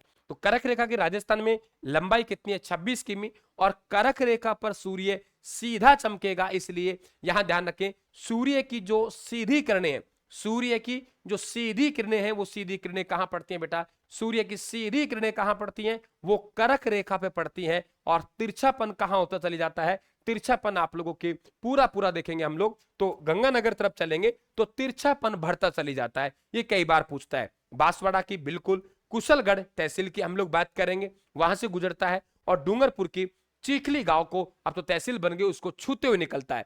तो 23.5 डिग्री की अक्षांश रेखा को करक रेखा कहते हैं, जबकि दक्षिणी गोलार्ध में 23.5 की अक्षांश रेखा को मकर रेखा कहते हैं। ये करक रेखा राज्य के दक्षिणी भाग से गुजरती है, ये राज्य के डूंगरपुर जिले के दक्षिणी भाग को छूती हुई बांसवाड़ा के मध्य से गुजर जाती है। और राजस्थान में लंबाई कितनी है इसकी, 26 किमी। नेक्स्ट क्वेश्चन हमारे बीच में राजस्थान के बारे में, राजस्थान के बारे में निम्नलिखित कथनों में से कौन एक सही नहीं है, है ना, कौन एक सही नहीं है। बिल्कुल सीधा बांसवाड़ा में है और यहां से तिरछापन है, तिरछापन, वो तिरछापन उत्तर में जाएंगे तो वो तिरछापन है धीरे धीरे क्या होगा, बढ़ता चली जाता है। आपको बांसवाड़ा से अगर कोई ऊपर जिला दिया तो वो मतलब एक क्रम है, श्री गंगानगर में ज्यादा तिरछापन हो जाएगा। बस वो ऑप्शन डिपेंड करेगा वो क्या दे रहा है। वो आप लोगों से 3-4 जिले दक्षिणी राजस्थान का दे सकता है, फिर आप लोगों को एक अजमेर दे देगा, एक आप लोगों को भीलवाड़ा दे देगा। तो वो देखना है कि नीचे से ऊपर तरफ जा रहे हैं तो वो क्या बन रहा है। उत्तर दक्षिण की अपेक्षा पूर्व पश्चिम विस्तार अधिक है ना। तो उत्तर दक्षिण यानी ये बात कर रहा है लंबाई, क्या किसकी बात कर रहा है, लंबाई। और राजस्थान की जो लंबाई है, राजस्थान की लंबाई है वो लंबाई कितनी है, 826 किमी है ना, लंबाई कम है। और बात करें चौड़ाई, चौड़ाई हमारी 869 किमी है। और दोनों के बीच में अंतर है, वो अंतर कितना किमी आ रहा है, 43 किमी का अंतर आ रहा है। तो उत्तर दक्षिण की अपेक्षा पूर्व पश्चिम विस्तार अधिक है, बिल्कुल है। उत्तर दक्षिण की अपेक्षा पूर्व पश्चिम विस्तार कम है, नहीं। इसकी कुल लंबाई 6000, नहीं। देखो राजस्थान की कुल स्थल सीमा का मतलब हो गया राजस्थान की परिधि, कि राजस्थान की जो परिधि है वो हमारे पास में कितनी है, 5920 किमी है। 5920 किमी है। और 5920 किमी को दो भागों में बांट देते हैं, 1070 और 4850। ये 4850 है, ये राजस्थान की अंतरराज्यीय सीमा है। राजस्थान कौन सीमा है, अंतरराज्यीय सीमा। और ये 1070 है, ये राजस्थान की अंतरराष्ट्रीय सीमा है, राजस्थान की अंतरराष्ट्रीय सीमा। तो राजस्थान की अंतरराष्ट्रीय और अंतरराज्यीय सीमा देखेंगे आप लोग तो ये बिल्कुल आपका अच्छा सवाल बनेगा। तो इसका यहां राइट आंसर आपका ये बन रहा है, समझ गए आप लोग, क्लियर। Right answer 5920। 5920 को भी हम दो भागों में डिवाइड कर देंगे, 5920 को भी हम दो भागों में डिवाइड कर देंगे, 5920 को भी हम कितने भागों में डिवाइड कर देंगे, दो भागों में डिवाइड कर देंगे, है ना, दो भागों में डिवाइड कर देंगे। कि अंतरराष्ट्रीय सीमा है वो 4850, तो हमारी कौन सी हो गई, वो हो गई आपके अंतरराज्यीय, और अंतरराष्ट्रीय 1070 हो गई। तो ये बिल्कुल आप लोगों को मालूम होना चाहिए। तो स्थल सीमा का मतलब होता है परिधि होता है ना, ये ध्यान रखिए आप लोग। अगले प्रश्न की बात करें हम लोग, तो यहां देखिए आपको विस्तार दे दिया है पूरा, कि उत्तर दक्षिणी विस्तार 826, यहां 869 हो गया, इसलिए उत्तर पश्चिम अपेक्षा पूर्व पश्चिम विस्तार अधिक है। राजस्थान की स्थलीय सीमा परिधि 5920 किमी है, पूरा आप लोगों को बता रखा है यहाँ पे। आगे देखिए, राजस्थान के नक्शे पर निम्नलिखित में से कौन सा सुदूर दक्षिण में स्थित है। यानी ये मानचित्र सवाल बन गया आप लोगों के, नहीं पूछा है सर, नहीं पूछा है सर, भी होगा, मैं नहीं समझ पाया, हो सकता है मेरे से कोई गलती हुई हो, मैं देख लेता हूं। तो मेरा फोन चले गया था, ध्यान है ना। यहां पूछा आप लोगों से, क्या पूछा जरा देखते हैं हम लोग। राजस्थान के बारे में निम्नलिखित कथनों में से कौन सा सही नहीं है, कौन सा सही नहीं है, कौन सा सही नहीं है।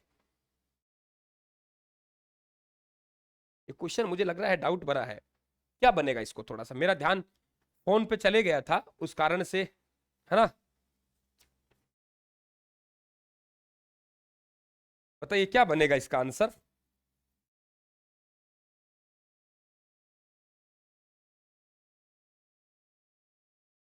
राजस्थान के सही नहीं है, इसकी कुल स्थल सीमा से भी कम। Okay okay okay okay okay okay okay, समझ गया समझ गया। मैं क्वेश्चन पढ़ने में ही चूक कर गया, मैं क्वेश्चन पढ़ने में ही चूक कर गया, आप सही है। हाँ देखो, मैं यहाँ फोन पे लग गया था, ध्यान भटकेगा तो उसका रिजल्ट भी आपके सामने आएगा। जरा देखिए क्या कहा है सवाल, देखिए पहले क्या कह रहा है, सही नहीं है। क्वेश्चन को पढ़िए आप लोग, उत्तर दक्षिण की अपेक्षा पूर्व पश्चिम विस्तार अधिक है, सही है।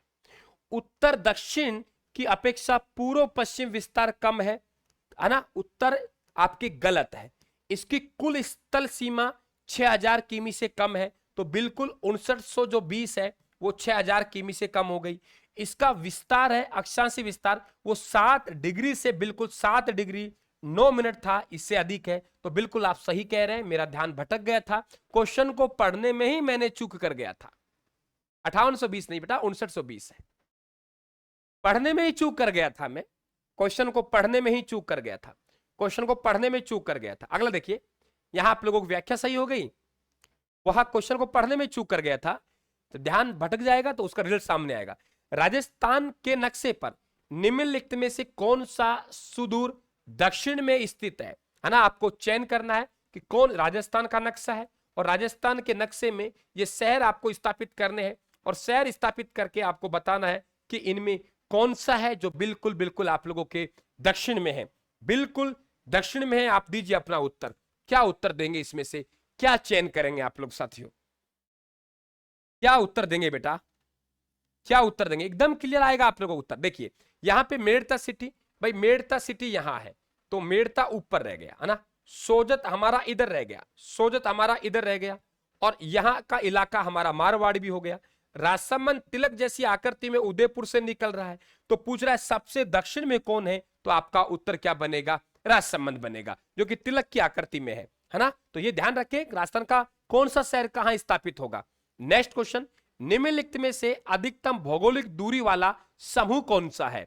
अधिकतम भौगोलिक दूरी वाला, आप लोगों को दो दो जिलों का जोड़ा दिया है और इसमें चेक करना है आप लोगों को कि अधिकतम भौगोलिक दूरी वाला जो इलाका है वो हमारा कौन सा है। अधिकतम भौगोलिक दूरी वाला इलाका है वो कौन सा है ना। आप जरा देखिए, हम सबसे पहले बात करते हैं जयपुर की, है ना बेटा। तो जयपुर हमारे पास यहां आएगा, यहां हमारे पास जयपुर हो गया, ओके। इसके बाद हम लोग बात करते हैं जोधपुर, तो जयपुर के बाद जोधपुर, जोधपुर फलौदी अलग होने के बाद हाथी जैसा बन गया, है ना। इसके बाद बात करते हैं बीकानेर, बीकानेर आपका यहां हो गया, और एक हमारे पास में उदयपुर है, तो उदयपुर यहां हो गया, तो यही तो है। और एक हमारे पास कोटा है, कोटा यहां हो गया।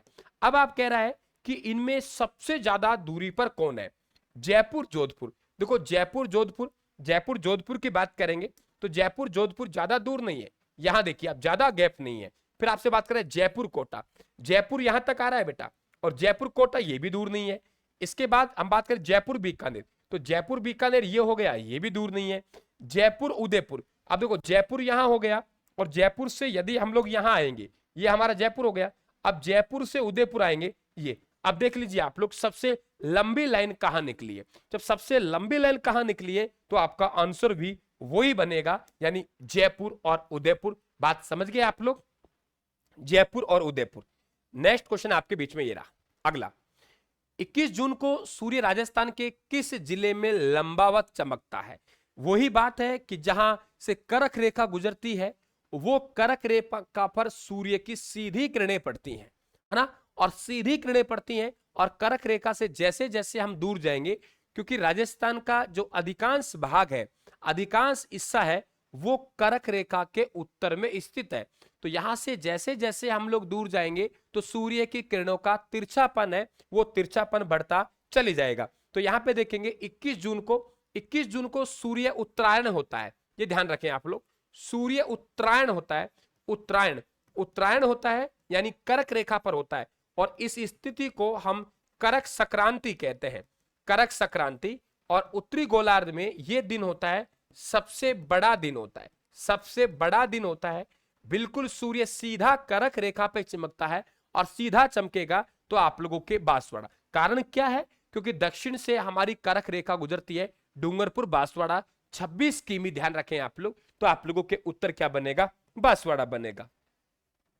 नेक्स्ट क्वेश्चन की बात करें, हमारे पास ये रहा, सूर्य करक रेखा पर सीधा चमकता है, करक रेखा राजस्थान के दक्षिण से गुजरती है, इसलिए सूर्य की सीधी किरणें बांसवाड़ा में, सबसे तिरछी किरण श्री गंगानगर जिले में पड़ती है। बिल्कुल 22 दिसंबर को मकर संक्रांति होती है, सूर्य मकर रेखा पर सीधा चमकता है, और वहां पे दिन की अवधि ज्यादा होती है, रात की अवधि कम होती है। अब देखिए हमारे पास जून का महीना आ रहा है, तो आप देखिए 8 बजेंगे ना, तो आप लोगों के 8 बजेंगे, तो 8 बजे भी सूर्य आप लोगों को दिखाई देगा, मतलब आप लोगों को उजाला सा लगभग होगा। तो वो क्या है, क्योंकि सूर्य है वो गर्मियों में वो उत्तरी गोलार्ध में है इस समय, और हमारे यहाँ भीषण गर्मी पड़ रही है। और यहीं अगर दक्षिणी गोलार्ध में जाएंगे आप लोग तो वहां सर्दी है ना, वहां आप लोगों के दिन की अवधि छोटी है, रात की अवधि लंबी है। यहां देखिए आप लोग राजस्थान के पूर्व पश्चिम और उत्तर दक्षिण विस्तार में अंतर कितना है, तो आप उत्तर दे देंगे 43 किमी, क्योंकि सर ये हमारा स्थिति है, यहां से हम लोग आएंगे तो हमारे ध्यान रखना एक वेरी इंपॉर्टेंट कि हमारी लंबाई कम है, क्योंकि इससे रिलेटेड वो फैक्ट देता है और कथन में कारण पूछता है आप लोगों से, तो वो ध्यान रखना लंबाई कम है, इस कॉन्सेप्ट को ध्यान रखें आप लोग, ठीक है। मकर रेखा बेटा दक्षिणी गोलार्ध में, उत्तरी गोलार्ध में 23.5 डिग्री की करक रेखा, और दक्षिणी गोलार्ध में 23.5 डिग्री की रेखा को हम लोग क्या कहते हैं, मकर रेखा कहते हैं। और यहां पे देखेंगे हम लोग, तो यहां पे ये जो हमारे पास है वो यहां पे चौड़ाई है वो 869 किमी है ना। और इसी तरीके से दो विकर्ण हो रहे हैं बेटा, अगर यहां से इस तरीके से विकर्ण लेंगे, ऐसे ऐसे विकर्ण हो रहे हैं, तो यहां पे विकर्ण ध्यान रखेंगे कि ये जो विकर्ण हमारा ये है, ये विकर्ण है वो 784 किमी का है, और ये विकर्ण है वो 850 किमी का है, ध्यान रखें आप लोग। और दोनों विकर्णों में जो अंतर आ रहा है वो 66 किमी का आ रहा है, और लंबाई चौड़ाई में अंतर आ रहा है वो 43 किमी का आ रहा है, ये भी ध्यान रखें आप लोग। चले, क्या बात है भाई गंगानगर वालों। नेक्स्ट चले बेटा, अगला क्वेश्चन आपके सामने ये रहा। राजस्थान का उत्तर दक्षिणी विस्तार है। राजस्थान का उत्तर दक्षिणी विस्तार, राजस्थान का उत्तर दक्षिणी विस्तार। तो राजस्थान का उत्तर में फिर कह रहा हूं, लंबाई कम है चौड़ाई ज्यादा है।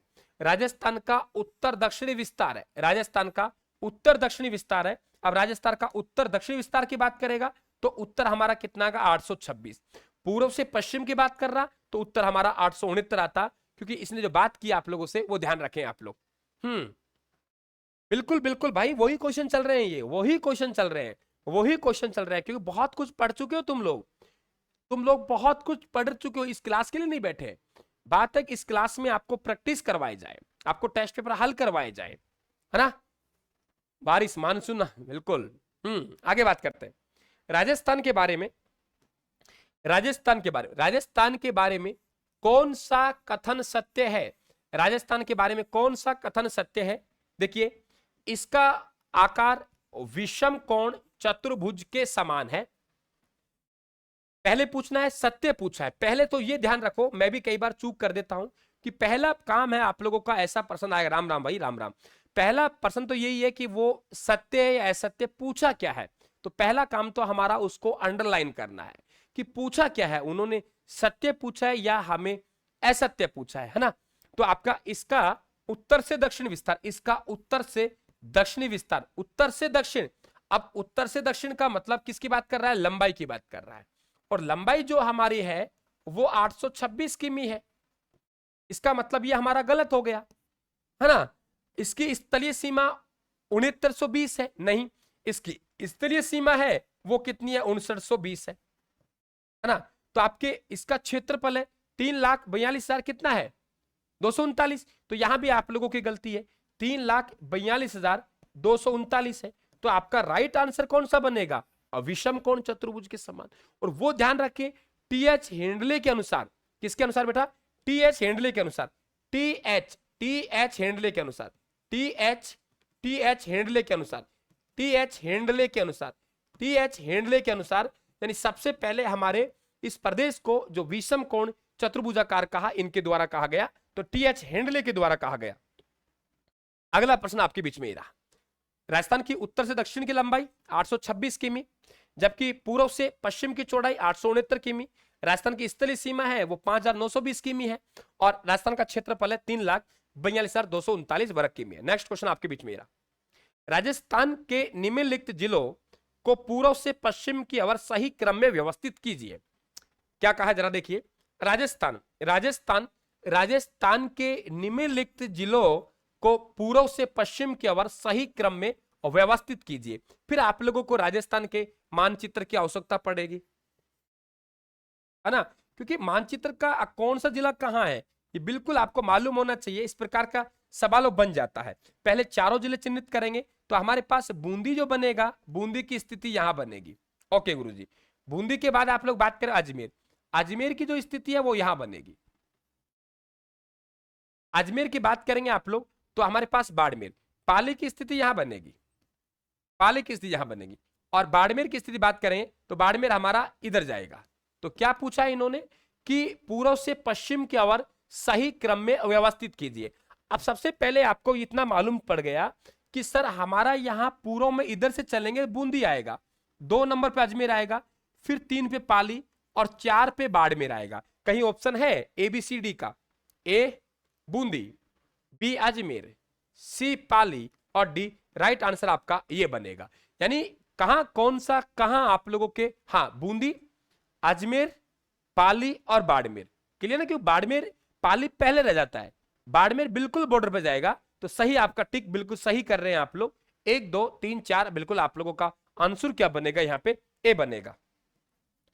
अगला प्रश्न आपके बीच में ये रहा, सुमिलित कीजिए, है ना। सुमिलित करना है आप लोगों को कि यहां जिलों की आकृति पे पूछा गया है कि साहब जिलों की आकृति क्या है, जिलों की आकृति क्या है। तो जिलों की आकृति की बात करेंगे हम लोग। यहाँ पे जिलों का नाम हो गया, यहाँ पे आकृति हो गई। चित्तौड़गढ़, और चित्तौड़गढ़ की इल्ली के समान और घोड़े की नाल के समान है। जैसलमेर है उसका तो बहुभुजाकार है, अनियमित भुजाएं, कोई भुजाओं का आइडिया ही नहीं है कितनी भुजाएं, है ना, वो बिल्कुल सप्त बहुभुजाकार ऐसा कुछ कहते हैं हम लोग। टोक, टोक की आकृति पतंगाकार है और राजसंबंध की आकृति है वो मस्तिष्क के तिलक के समान है, वो उदयपुर में जबरदस्ती घुस रहा है। और इस तरीके से आप लोग यहां देखेंगे तो इस तरीके से आपका राजसंबंध आता है, ऐसे ऐसे राजसंबंध आता है। तो आपका आंसर क्या बनेगा, ए में 1, ए में 1 है ना, 2 में 3, 2 में 3, 2 में 3, सी में 2, सी में 2 और डी में 4। राइट आंसर आपका ये बनेगा। आकृति सवाल बनता है आप लोगों के 1 3 2 4। ठीक है, अगला प्रश्न फिर आपके बीच में ये रख रहा हूं मैं। निम्नलिखित में से कौन सा क्षेत्र मालडांग में आता है, निम्नलिखित में से कौन सा क्षेत्र मालडांग में आता है। यहां आपको रोकना चाहूंगा विद्यार्थियों, आप जल्दी कि यहां 3 शब्द होते हैं बेटा, एक डांग क्षेत्र होता है, एक माल डांग क्षेत्र होता है और एक होता है आप लोगों के डांग नृत्य। 3 शब्द होते हैं, डांग नृत्य अलग होता है, डांग क्षेत्र अलग होता है, डांग नृत्य, डांग क्षेत्र और माल डांग। डांग नृत्य, डांग क्षेत्र और माल डांग 3 शब्द होते हैं आप लोगों के। यहां आपसे कभी पूछे तो यहां जो आपके चंबल नदी का जो बीहड़ वाला क्षेत्र है, हाँ अभी भी कई विद्यार्थी बी में जा रहे हैं, नहीं नहीं बेटा नहीं नहीं, देखो करौली सवाई माधोपुर वाला इलाका है, इसे हम लोग डांग क्षेत्र कहते हैं। क्या कहते हैं, डांग क्षेत्र कहते हैं, है ना। और एक हमारा क्या है, डांग नृत्य है। अभी रुक जाइए आप लोग, जल्दीबाजी मत कीजिए, डांग नृत्य है। ये जो डांग नृत्य है ये ध्यान रखें कहां का है, श्रीनाथ द्वारा का है, श्रीनाथ द्वारा राजसमंद, श्रीनाथ द्वारा राजसमंद, श्रीनाथ द्वारा राजसमंद का डांग नृत्य है, श्रीनाथ द्वारा राजसमंद का डांग नृत्य है। अब ये पूछा है माल डांग, माल डांग का मतलब क्या है बेटा, कि ये जो राजस्थान का आप लोगों को मानचित्र दिखाई दे रहा है, ये वाला राजस्थान का अगर मानचित्र आपको दिखाई दे रहा है तो इधर हमारे पास ये इलाका है, ये इलाका इधर देखेंगे तो यहाँ मालवा है, क्या है मालवा, मालवा यहाँ है, मालवा यहाँ है और मालवा का जो विस्तार है वो आपके कोटा झालावाड़ में। ये इलाका माल माल माल माल माल, हालांकि माल किसे कहते हैं, माल कहते हैं पठारी भाग को। माल 3 शब्द होते हैं, माल डांग, तो माल डांग है ये आप लोगों का झालावाड़ 12 वाला इलाका बनेगा और माल का मतलब होता है पठार। 3 शब्द होते हैं बेटा ये। नंबर 1, एक शब्द होता है मेरू, मेरू, मेरू का मतलब होता है पर्वत, मेरू का मतलब होता है पर्वत। एक शब्द होता है मरु, मरु का मतलब होता है मरुस्थल, मरु का मतलब क्या होता है, मरुस्थल। और एक शब्द होता है माल, माल का मतलब क्या होता है, पठार।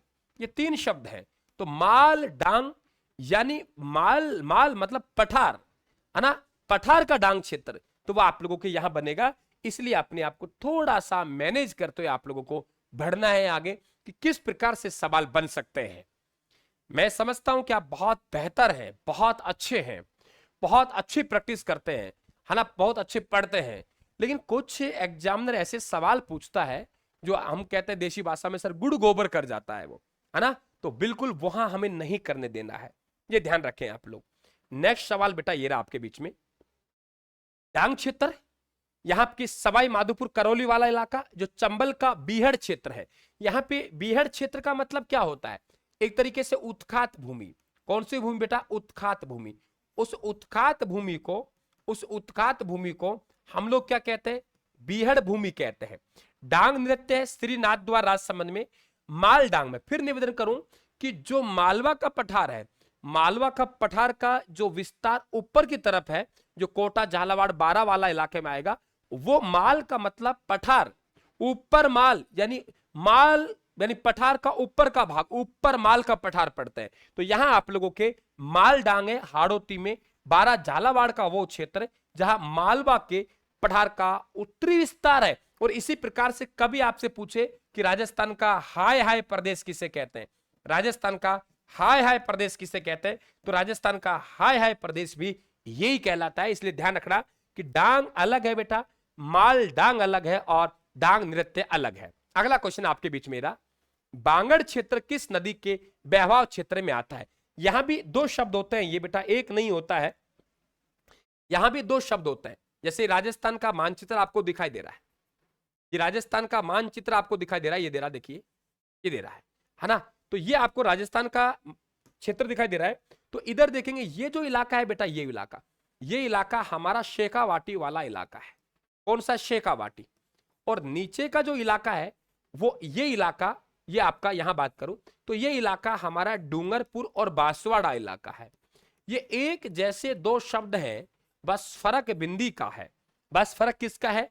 बिंदी का है। यहां अगर इसके ऊपर बिंदी लग गई तो ये जो क्षेत्र है हमारा वो बांगड़ कहलाता है, और बिंदी हट गए तो ये क्षेत्र हमारा बागड़ कहलाता है। और इसी के आधार पर यहां पे एक बोली बोली जाती है, इसे बागड़ी बोली बोलते हैं। फर्क बिंदी का है। हमारी माता बहनें जो बिंदी लगाती हैं वो बिंदी यहां यहां नहीं लगाती, श्री गंगानगर हनुमानगढ़ नहीं लगाती, श्री गंगानगर हनुमानगढ़ ऊपर रह गया, थोड़ा नीचे आएंगे तो माँ बहनें बिंदी यहां लगाती है। और बिंदी यहां से यदि छूट के गिरेगी, क्या कहा मैंने, बिंदी यहां से छूट के गिरेगी तो वो पैरों में गिरेगी। और राजस्थान के बेटा जो पैर है वो है डूंगरपुर बांसवाड़ा, तो बिंदी लग गई तो शेखावाटी का इलाका, बिंदी हट गई तो वो ध्यान रखें वो किसका इलाका, डूंगरपुर बांसवाड़ा का। यहां पूछा है बांगड़। अब आपको दोनों बात ध्यान रखना है, नदी इस क्षेत्र में भी है, इस नदी इस क्षेत्र में है, वो है माही नदी। क्या है? माही नदी। और नदी इस क्षेत्र में भी है, यहां पे आंतरिक जल प्रवाह की नदी है, उसका नाम है कांतली। क्या नाम है? कांतली। यहां आंतरिक जल प्रवाह की नदी जिसे कांतली नदी कहते हैं। तो आप लोगों के यहां जो आंसर बनेगा, यहां बिंदी लग गई तो कह दीजिए आप कांतली नदी के बहाव क्षेत्र। नहीं, ये बेटा कांकनी है। कांकनी ध्यान रखना, ये कांकनी जैसलमेर में है ना, जैसलमेर में है। और इसे स्थानीय भाषा में मसूरदी कहते हैं, लंबी चौड़ी बात नहीं करेंगे यहां।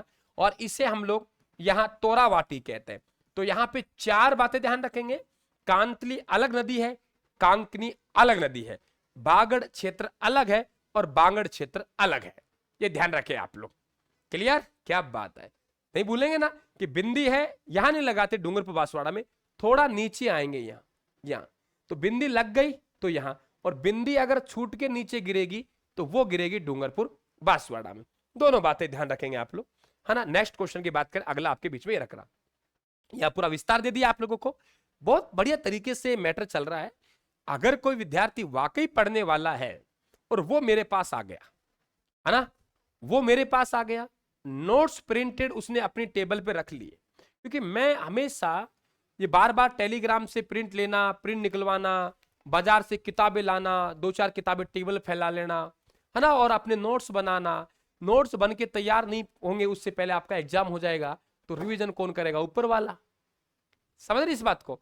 तो ये वेरी इंपॉर्टेंट कि हमें तो लिखना तो कुछ है ही नहीं, मैं लिखने का हमेशा विरोधी रहा हूं। लिखना नहीं है, प्रिंटेड लेके चलना है, और जितना हो सके एक सीमित कंटेंट लेके चलना है आप लोग। ये नहीं बहुत सारे मैटर और आप लोग तनाव में आ गए। तो ध्यान रहे, बागड़ और बांगड़ अलग है कि बिंदी लग गई तो शेखावाटी, बिंदी छूट गई तो राजस्थान के पैरों में, और राजस्थान के पैर कहां है? बागड़ माही नदी का बहवाव क्षेत्र में, बांगड़ कांतली नदी के बहवाव क्षेत्र में, और डूंगरपुर बांसवाड़ा के अन्य नाम कौन कौन से? देखो, पाताल का लाट नाग, पाताल के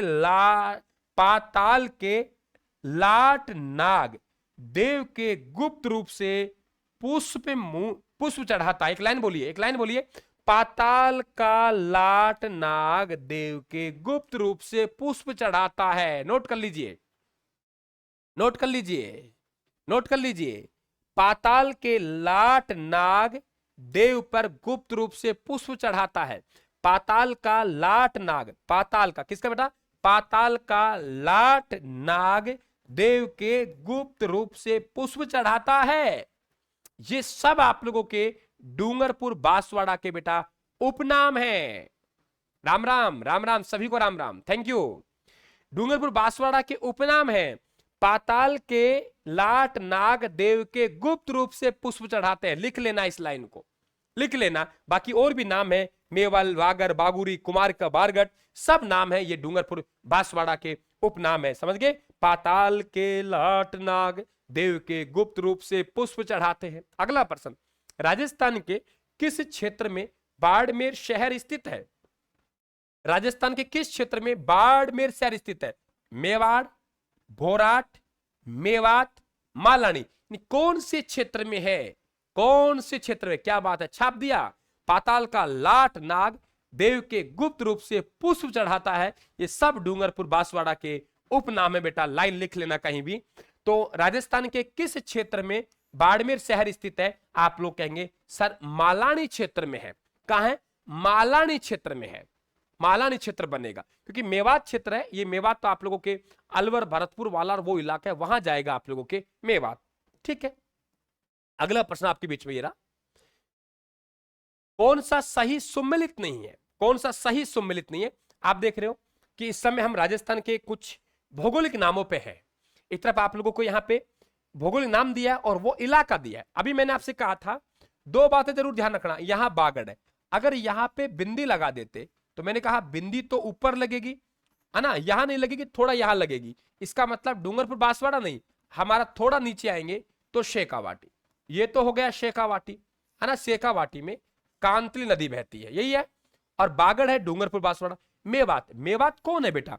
वो ध्यान रखें, वो नव मुस्लिम कहेंगे हम लोग, नव मुस्लिम जो पहले हिंदू थे। नव मुस्लिम पहले क्या थे? हिंदू थे, पहले हिंदू थे, पूर्व में हिंदू थे, लेकिन आज भी इनके जो रीति रिवाज हैं वो हिंदुओं से मिलते जुलते हैं। उन्हें एक जाति दे दी बेटा, और वो जाति कौन सी रख दी? मेव। मेव जाति जहां निवास करेगी उस इलाके को हम लोग मेवात कहते हैं, और उस इलाके में बोली बोली जाती है उसे मेवाती बोली कहते हैं, अलवर भरतपुर वाला इलाका। भोमट की बात करें हम लोग, प्रतापगढ़ चित्तौड़गढ़ वाला नहीं, ये प्रतापगढ़ चित्तौड़गढ़ वाला नहीं, ये उदयपुर आप लोगों आसपास का इलाका आएगा है ना, तो बिल्कुल आप लोगों के ये गलत बनेगा। क्लियर बेटा, ये आपका गलत बनेगा है ना, ये ध्यान रखें आप लोग। तो सिरोही उदयपुर सलुम्बर वाला ये बेल्ट आएगा, इसमें ये प्रतापगढ़ चित्तौड़गढ़ नहीं आएगा, आंसर ये आएगा। और हाड़ौती हमारा कोटा बूंदी बारा झालावाड़, और इसे हम लोग क्या कहते हैं? एक तरीके से हाय हाय प्रदेश भी कहते हैं है ना। इस इलाके में काली मिट्टी मिलती है, इसलिए हम इसे काली हांडी भी कहते हैं। और मैंने कहा था एक क्षेत्र मालडांग, विद्यार्थियों मालवा के पठार का उत्तरी विस्तार जो कि आपके झालावाड़ बारा के साइड में है, उसे हम लोग मालडांग कहते हैं। माल का मतलब मैंने क्या बताया था? माल का मतलब आप लोगों को पठार बताया था। नेक्स्ट आपके पास ये रहा, ये जिलों का मानचित्र आ गया। आगे देखिए, भोमट एक पठार है जो पूर्वी सिरोही, दक्षिणी उदयपुर और सलुम्बर उत्तरी डूंगरपुर में स्थित है। ओके, अगला क्वेश्चन आपके बीच में रहा, राजस्थान के किस क्षेत्र में सवाई माधोपुर जिला स्थित है? सवाई माधोपुर जिला है, बिल्कुल बिल्कुल, काठल की गंगा, काठल का ताजमहल है ना, काका जी की दरगाह, प्रतापगढ़। चले आगे बढ़े हम लोग। यहां पे आप लोगों के राजस्थान किस क्षेत्र में सवाई माधोपुर जिला स्थित है? राजस्थान के किस क्षेत्र में, राजस्थान के किस क्षेत्र में सवाई माधोपुर जिला स्थित है? मेवाड़, डांग, कोठी और आपके मेवाड़ आप लोगों के हम लोग बात करेंगे, ये तो आप लोगों का उदयपुर संभाग वाला लगभग बेल्ट आ गया, उदयपुर क्षेत्र आ गया। डांग है, ये आप लोगों का कहां होगा? सवाई माधोपुर करौली में। डांग क्षेत्र कहां होगा? सवाई माधोपुर करौली में।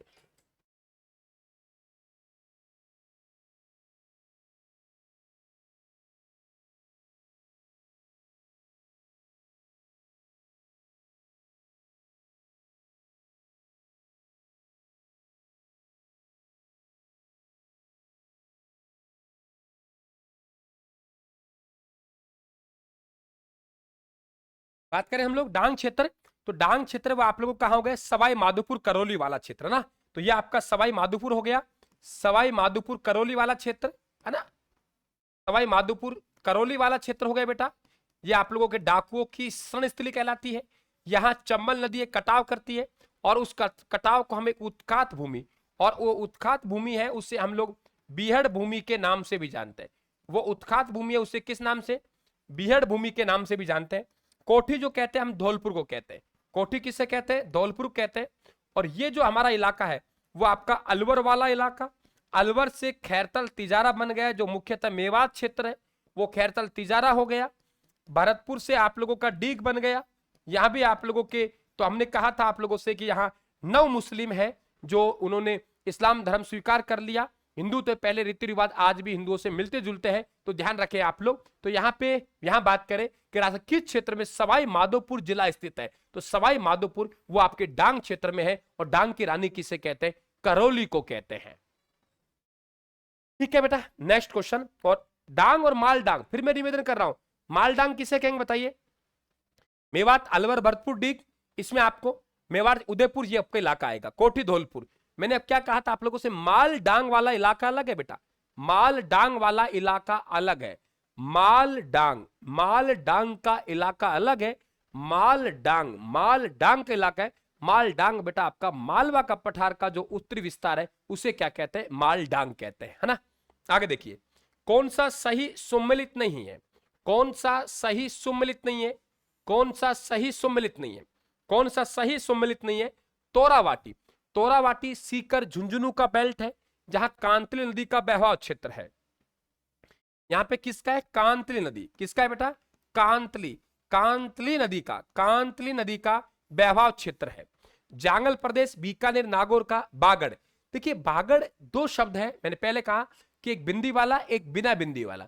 अगर बिंदी लगेगी तो यहां लगेगी, तो बिंदी वाला अगर आपसे बांगड़ की बात करेगा तो बेटा बिंदी वाला बांगड़ कहां जाएगा, वो जाएगा गुरुदेव कहां, सेकावाटी में।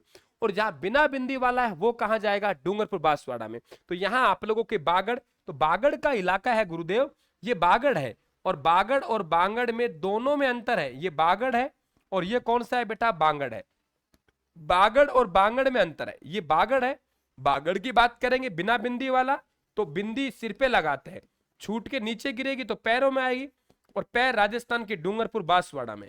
ये बिंदी वाला है, बिंदी वाला है, बिंदी ऊपर लगाएंगे तो ध्यान रखें ये आपके कहां आएगी, सेकावाटी। तो सेकावाटी क्षेत्र यहाँ बांगड़ है और यहाँ डूंगरपुर बांसवाड़ा वो क्या है, बागड़ है। क्लियर। आपके अहिरवाटी, ये ध्यान रखें आप लोग, ये अलवर जिले का उत्तरी पूर्वी भाग, जहां यादव जाति के लोग हरियाणा से आके रहने लगे, उन्हें हमने अहिरवाटी कहा। आजकल नए जिलों के मुताबिक बात करेंगे तो ये आप लोगों के खैरतल जो तिजारा वाला इलाका है इसमें गया, और कुछ आपके कोटपुतली बहरोड वाले इलाके में गया, अलवर में नहीं रहा, ये ध्यान रखें आप लोग। ये अहिरवाटी क्षेत्र है, अहिरवाटी बोली भी है, ये नए जिलों के मुताबिक अलवर में नहीं रहा। इसका जो हिस्सा है जो हरियाणा के चिपटा हुआ था वो खैरतल तिजारा और कोटपुतली बहरोड में गया। ठीक है, नेक्स्ट क्वेश्चन की बात करें, अगला एरिया हमारे पास में कौन सा सही सुम्मिलित नहीं है। आपके पास एक क्षेत्र दिया गया है, एक आपको इलाका दिया गया है, उसका एक नाम दिया गया है आप लोगों को, और कहा गया है कि यहां पे कौन सा क्षेत्र है जो सही सुम्मिलित नहीं है। कौन सा क्षेत्र है सही सुम्मिलित नहीं है, कौन सा क्षेत्र है जो सही सुम्मिलित नहीं है। हमारे पास बते चौराई भाद्रा जून। देवड़ावाटी एक बोली है, आपको मैंने पढ़ाता हूं कई बार कि जो सिरोही में बोली, हाँ बिल्कुल अहिरवाटी यादव की बोली सही कह रहे हैं आप लोग। तो देवड़ावाटी एक बोली है जो कि मुख्यतः कहां बोली जाती है, सिरोही में। देवड़ावाटी एक बोली है मुख्यतः सिरोही में। सिवी आपको याद होगा, सिवी एक जनपद होता था, है ना, सिवी एक जनपद होता था, और सिवी जनपद की जो राजधानी है, सिवी जनपद की जो राजधानी है वो राजधानी कौन सी थी, मध्यमिका। सिवी जनपद की राजधानी, और वो राजधानी कौन सी थी, मध्यमिका। सिरोही जनपद की राजधानी, वो राजधानी कौन सी थी, मध्यमिका। सिरोही जनपद की राजधानी वो मध्यमिका हुआ करती थी, और मध्यमिका को वर्तमान में नगरी के नाम से भी जानते हैं, जो कहां है, चित्तौड़ में। वर्तमान में नगरी के नाम से जानते हैं, कहां है, चित्तौड़ में। योगनी भटनम, देखिए साथियों ये इलाका जावर उदयपुर का इलाका होता था। कहां का बेटा, जावर का। ये इलाका जावर का होता था, जावर उदयपुर। आपको याद होगा कि किसी जमाने में महाराणा कुंभा की जो बेटी है रमाबाई, महाराणा कुंभा की पुत्री, जिनका विवाह गुजरात में हुआ लेकिन वहां से छोड़ के आ गई, और उन्होंने अपना जो जीवन व्यतीत किया वो जावर उदयपुर में। तो उस समय जमाने में इसे योगनी भटनम के नाम से जाना जाता था। ठीक है, क्लियर, ये ध्यान रखें आप लोग। कोई बात नहीं, कई क्वेश्चन ऐसे होंगे नहीं आएंगे, क्या फर्क पड़ रहा है उससे, बस प्रैक्टिस करिए। योगनी भटनम जावर उदयपुर क्षेत्र को कहा जाता है। आगे देखिए, कौन सा सही सुम्मिलित नहीं है, कौन सा सही सुम्मिलित नहीं है। एक वो है जो सही सुम्मिलित नहीं है, आप अपना उत्तर दीजिए क्या बनेगा।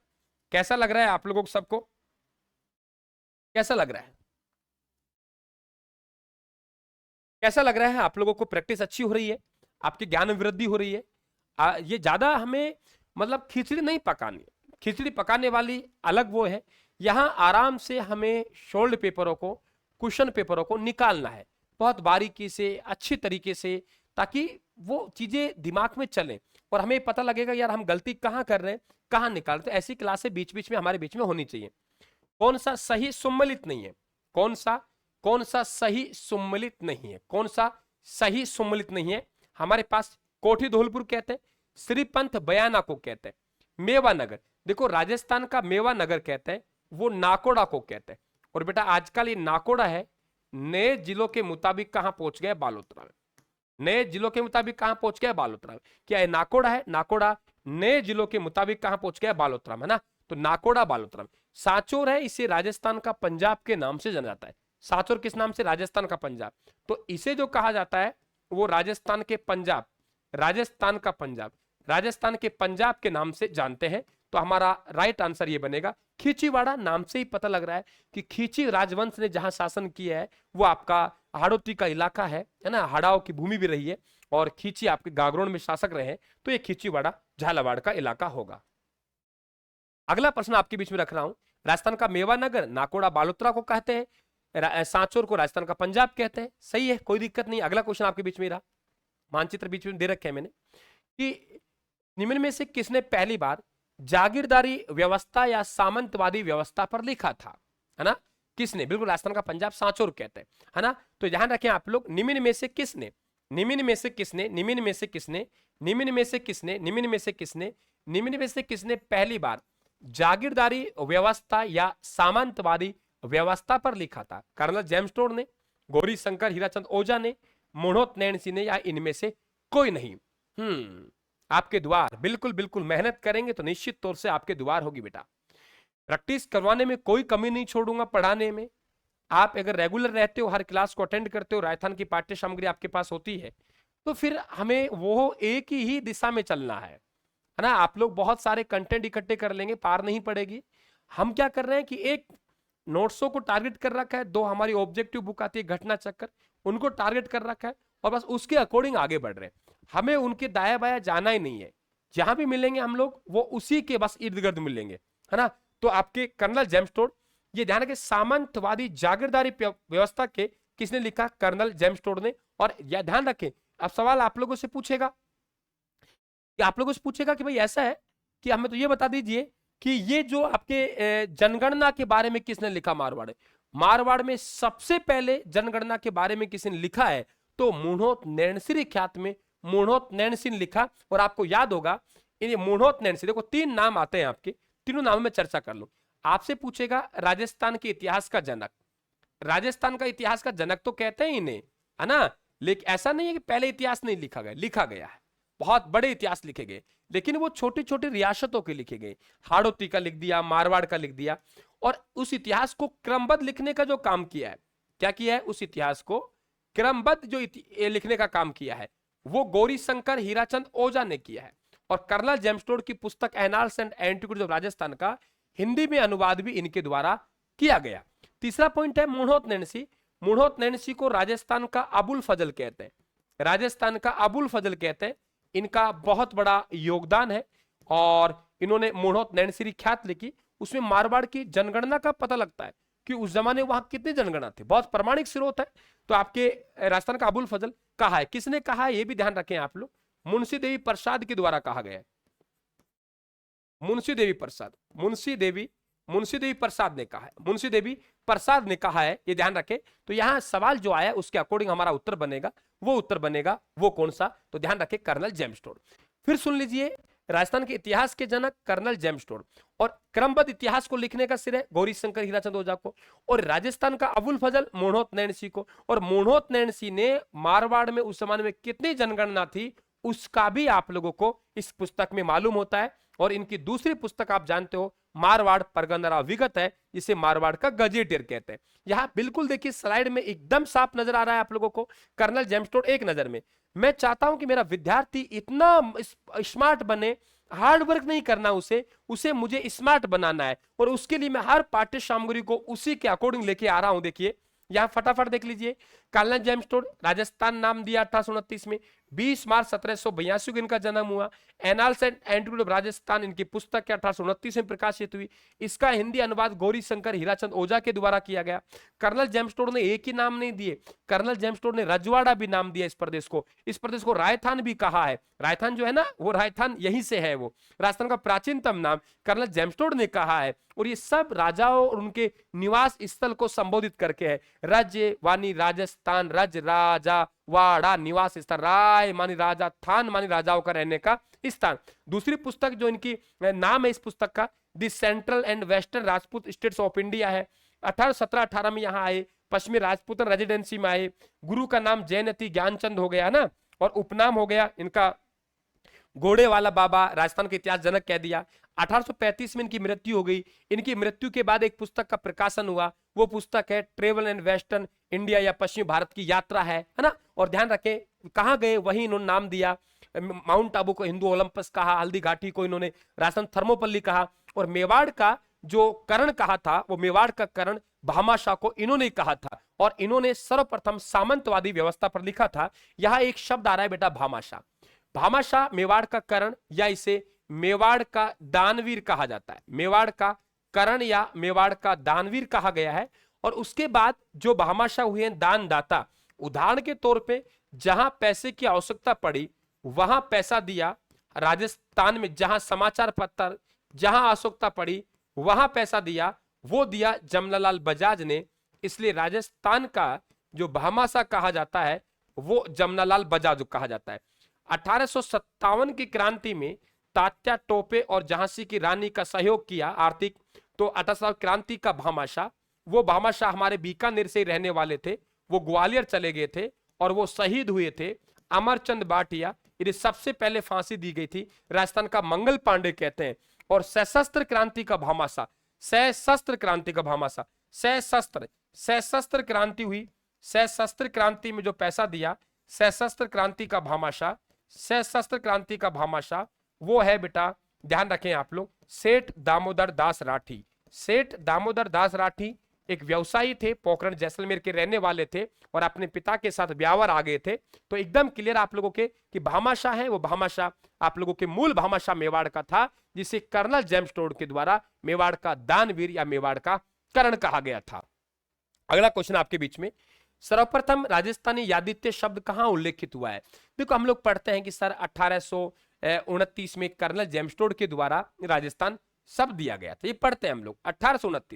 1829 में कर्नल जेम्स टोड के द्वारा इस प्रदेश को राजस्थान कहा है।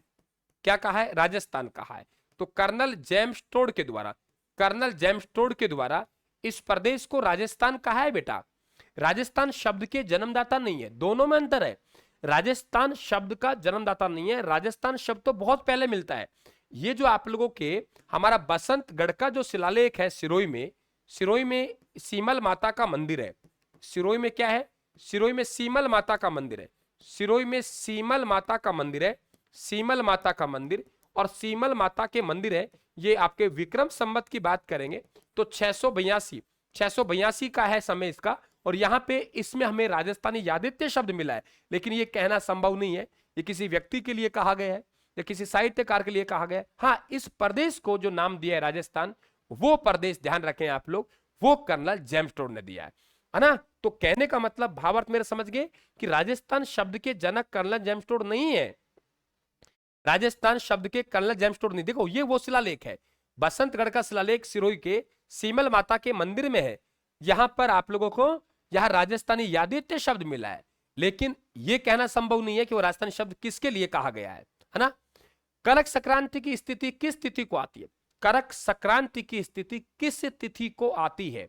कौन सी तिथि को करक संक्रांति आती है? देखो संक्रांति का मतलब क्या होता है पहले बता दूं कि सूर्य का उत्तरायण होना और सूर्य का दक्षिणायन होना यह कहलाता है संक्रांति। सूर्य का उत्तरायण होना, सूर्य का दक्षिणायन होना यह कहलाता है संक्रांति। सूर्य का उत्तरायण होना, सूर्य का दक्षिणायन होना यह कहलाता है संक्रांति। तो सूर्य 21 जून को करक रेखा पर सीधा चमकता है, इसलिए यहां दिन की अवधि बड़ी होती है, भीषण गर्मी होती है, तो यह कहलाती है करक संक्रांति। और सूर्य मकर रेखा पर 22 दिसंबर को चमकता है, इसे कहते हैं मकर संक्रांति।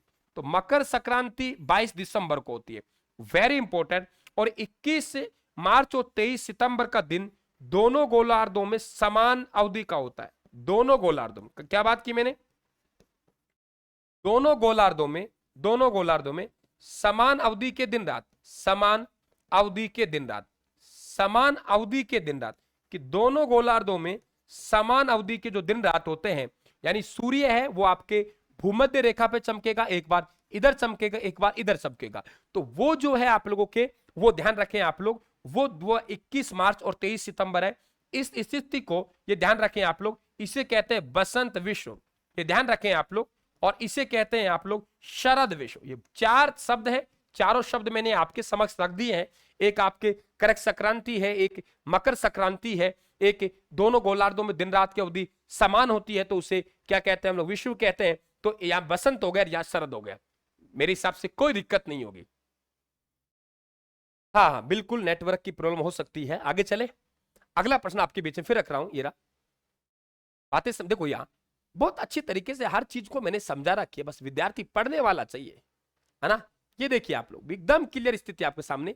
करक रेखा सूर्य का उत्तरायण होना, मकर रेखा सूर्य का दक्षिणायन होना, कर्क रेखा 21 जून को, मकर रेखा 22 दिसंबर को।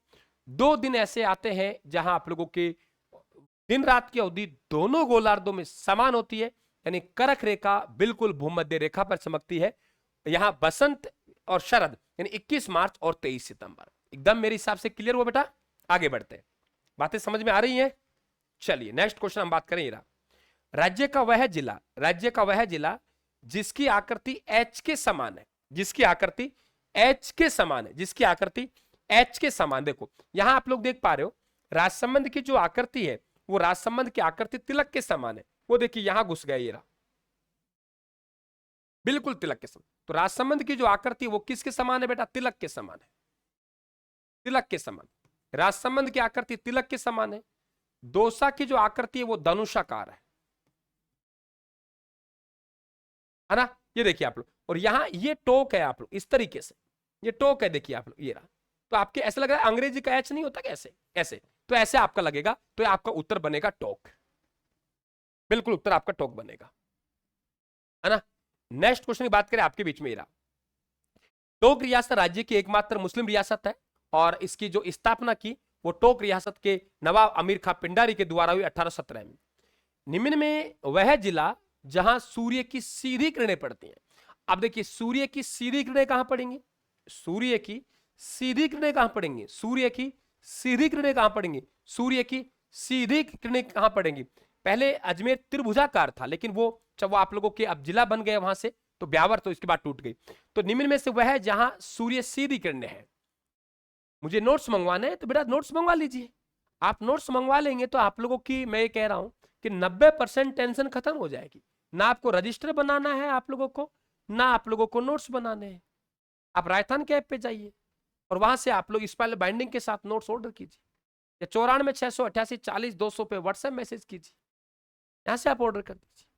तो आज आप लोगों को थोड़ा हटके चलना पड़ेगा मार्केट से। अगर चाहो मार्केट के अकॉर्डिंग चले तो फिर सिलेक्शन दिक्कत करेगा, संभव नहीं है, ये ध्यान रखें आप लोग। तो निम्न से वह जिला जहां सूर्य की सीधे किरणें पड़ती हैं, ये आप लोगों की चल रही है ना, ये घटना चक्री में सोल्व करवा रहा हूं, यही है। विद्यार्थियों के पास में है तो आप लोगों के वहां पूरा आप लोगों को दिक्कत नहीं आ रही, खोल के बैठे होंगे। बड़ा मेरा निवेदन यही है आप लोगों से कि आप लिखित में मत जाइए, आपके पास इतना वक्त नहीं है कि आप लोग हर चीज लिख सके। निम्न से वह जिला जहां सूर्य की सीधे किरणें पड़ती हैं, सूर्य की सीधे किरणें पड़ती हैं, भीलवाड़ा, अजमेर, नागौर, हनुमानगढ़। अब सबसे इंपॉर्टेंट बात यह है कि यहां सबसे जो तिरछी पड़ती हैं वो यहां पड़ती है, क्योंकि कर्क रेखा से जितनी दूरी पे जाएंगे तो वहां पे तिरछापन होता चले जाएगा, और बिल्कुल कर्क रेखा पे होंगे वहां पे बिल्कुल सीधी होंगी।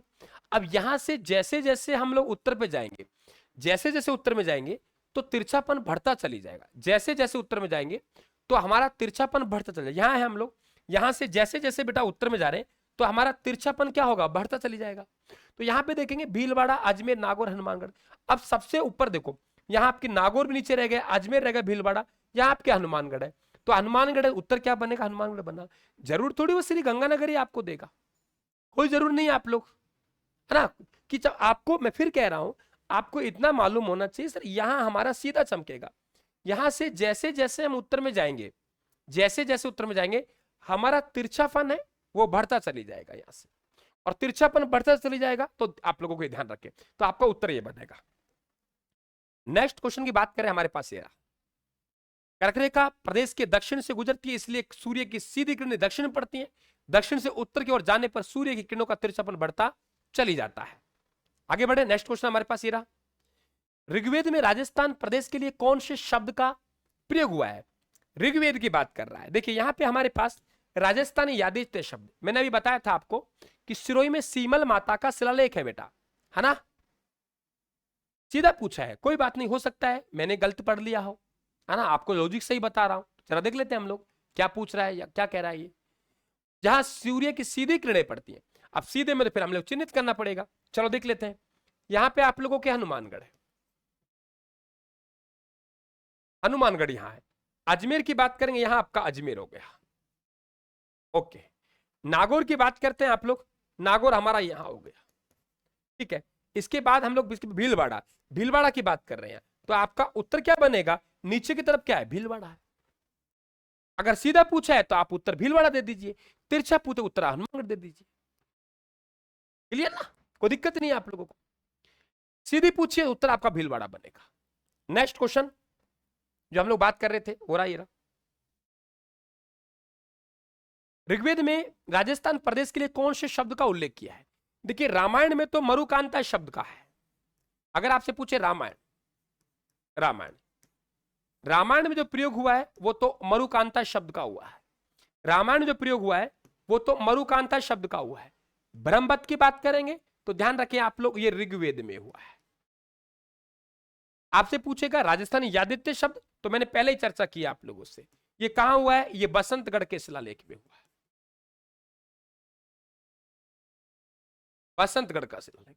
और बसंतगढ़ का शिलालेख कहां है बेटा, तो ध्यान रखें ये सिरोही में है, सिरोही में सीमल माता का शब्द है, मंदिर है वहां है, तो आपका यहां उत्तर क्या बनेगा, ब्रह्मवत बनेगा। रामायण की कहता था वो आप लोग उत्तर मरुकांता देते, ठीक है। नेक्स्ट क्वेश्चन की बात कर रहे हैं, राजस्थान प्रदेश के लिए रामायण मरुकांता, ऋग्वेद में ब्रह्मवत शब्द का प्रयोग हुआ है। राज्य के किस जिले में सबसे अंत में सूर्यास्त होता है? अब देखो यहां पे सवाल पूछा है सूर्यास्त होता है, तो भाई सबसे पहले सूर्य का उदय कहां होता है, धौलपुर में होता है। और धौलपुर से हम लोग इधर आएंगे तो सबसे अंत में सूर्य का उदय होता है, जैसलमेर साइड में होता है, तो अंत में सूर्यास्त, इसका मतलब पश्चिम की तरफ होगा, है ना, जहां पहले उगेगा। जरा देखते हैं हम लोग, धौलपुर, धौलपुर हमारा यहां है, धौलपुर में सबसे पहले सूर्य का उदय हुआ है, सबसे पहले सूर्य उदय, तब सबसे पहले सूर्य उदय हुआ है, सबसे पहले सूर्य उदय, सबसे पहले सूर्य उदय हुआ है, तो इसका मतलब वहां सबसे पहले सूर्य अंत होगा। भाई सवाल समझिए, सूर्य अस्त होता है, सबसे अंत में सूर्य अस्त होता है।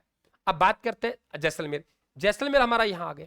अब जैसलमेर यहां सबसे अंत में सूर्य उदय होगा, तो सूर्य अस्त भी सबसे अंत में कहां होगा, जैसलमेर में होगा। तो राइट आंसर आपका क्या बनेगा, जैसलमेर बनेगा, है ना। जहां पे पहले सूर्य उदय होगा वहां पहले सूर्य अस्त होगा, यहां सबसे अंत में सूर्य उदय होगा वहां सबसे अंत में ही सूर्य अस्त होगा, ठीक है। नेक्स्ट क्वेश्चन की बात करते हैं, ये रहा हमारे पास में, सूर्य का उदय पूर्व से होता है, इसलिए राज्य में सबसे पहले सूर्य उदय अस्त धौलपुर जिले में सिलांग गांव में, सबसे अंत में जैसलमेर जिले कटरा गांव में होता है ना। अगला क्वेश्चन आपके बीच मेरा, निम्न में से वह तिथि जिस पर दोनों गोलार्धों में दिन रात की अवधि समान होती है। दिन रात की अवधि समान वाले, मैंने अभी बताया था आप लोगों को, दो ऐसी तिथि आती है जहां दिन रात की जो अवधि है वो दिन रात की अवधि बेटा समान होती है ना। चलिए आगे बढ़ते चलिए आप लोग।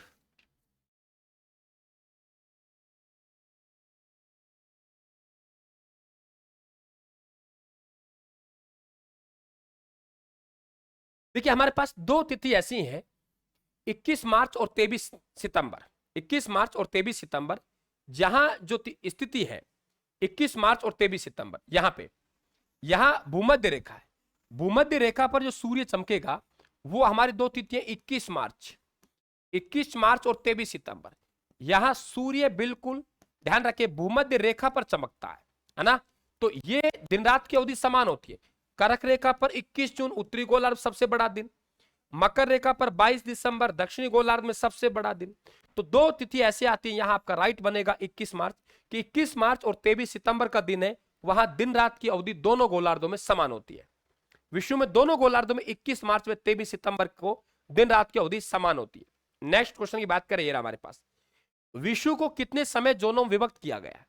विश्व को कितने समय जोनों में विभक्त किया गया है? विश्व को कितने समय जोनों में विभाजित किया गया है? विश्व को कितने समय जोनों में विभाजित किया गया है? 8, 24, 360, 180। देखो 360 डिग्री का कोण जो बनता है वो कितने घंटे बढ़ता है? तो आप लोगों के या कितने में? 24 घंटों में, है ना। तो आपके कितने समय जोनों में विभक्त किया गया है? विश्व को कितने समय जोनों में विभक्त किया गया है? तो आपका उत्तर क्या बनेगा? समय जोन पूछा है बेटा, समय जोन पूछा है, डिग्री नहीं, समय जोन पूछा है। ये आपके 24 है। मकर संक्रांति, मकर रेखा पर सूर्य सीधा चमकता है, उसे मकर संक्रांति कहते हैं। सूर्य कर्क रेखा पर सीधा चमकता है, उसे कर्क संक्रांति कहते हैं। 24 घंटे में 360 डिग्री घूम जाती है। एक देशांतर दूरी तय करने में 4 मिनट का समय लगता है ना। ये सब बातें मैं आप लोगों को डिटेल में करवा चुका हूं। राज्य का मानक समय है, हर देश का अपना एक मानक समय होता है जिसे स्टैंडर्ड टाइम कहा जाता है। वहां से समस्त देश की घड़ियां सेट होती हैं, वहां के अनुसार समय चलता है, वहां से पूरे देश की जो घड़ियां हैं वो घड़ियां सेट होती हैं, वहीं से पूरा समय चलता है, वहीं से समय गणना होती है। हमारे भी भारत में 82.5 डिग्री की पूर्वी देशांतर रेखा है जो यूपी के इलाहाबाद से गुजरती है।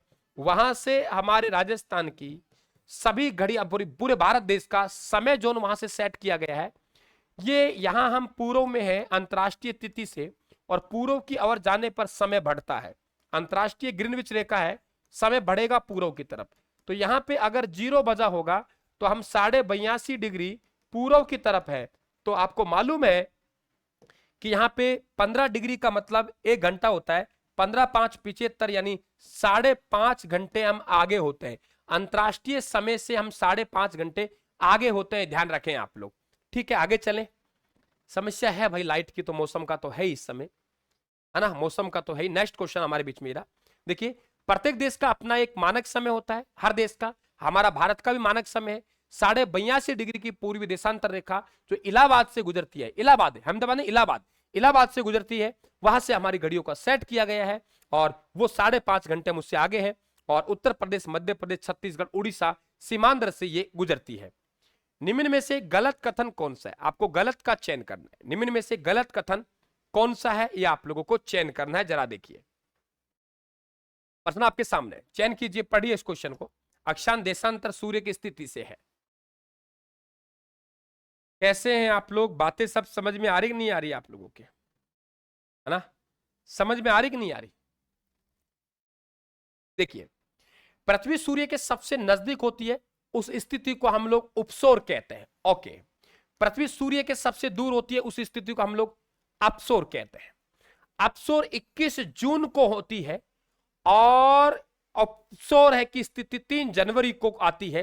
क्या उत्तर आपका बनेगा साथियों? बताइए आप लोग।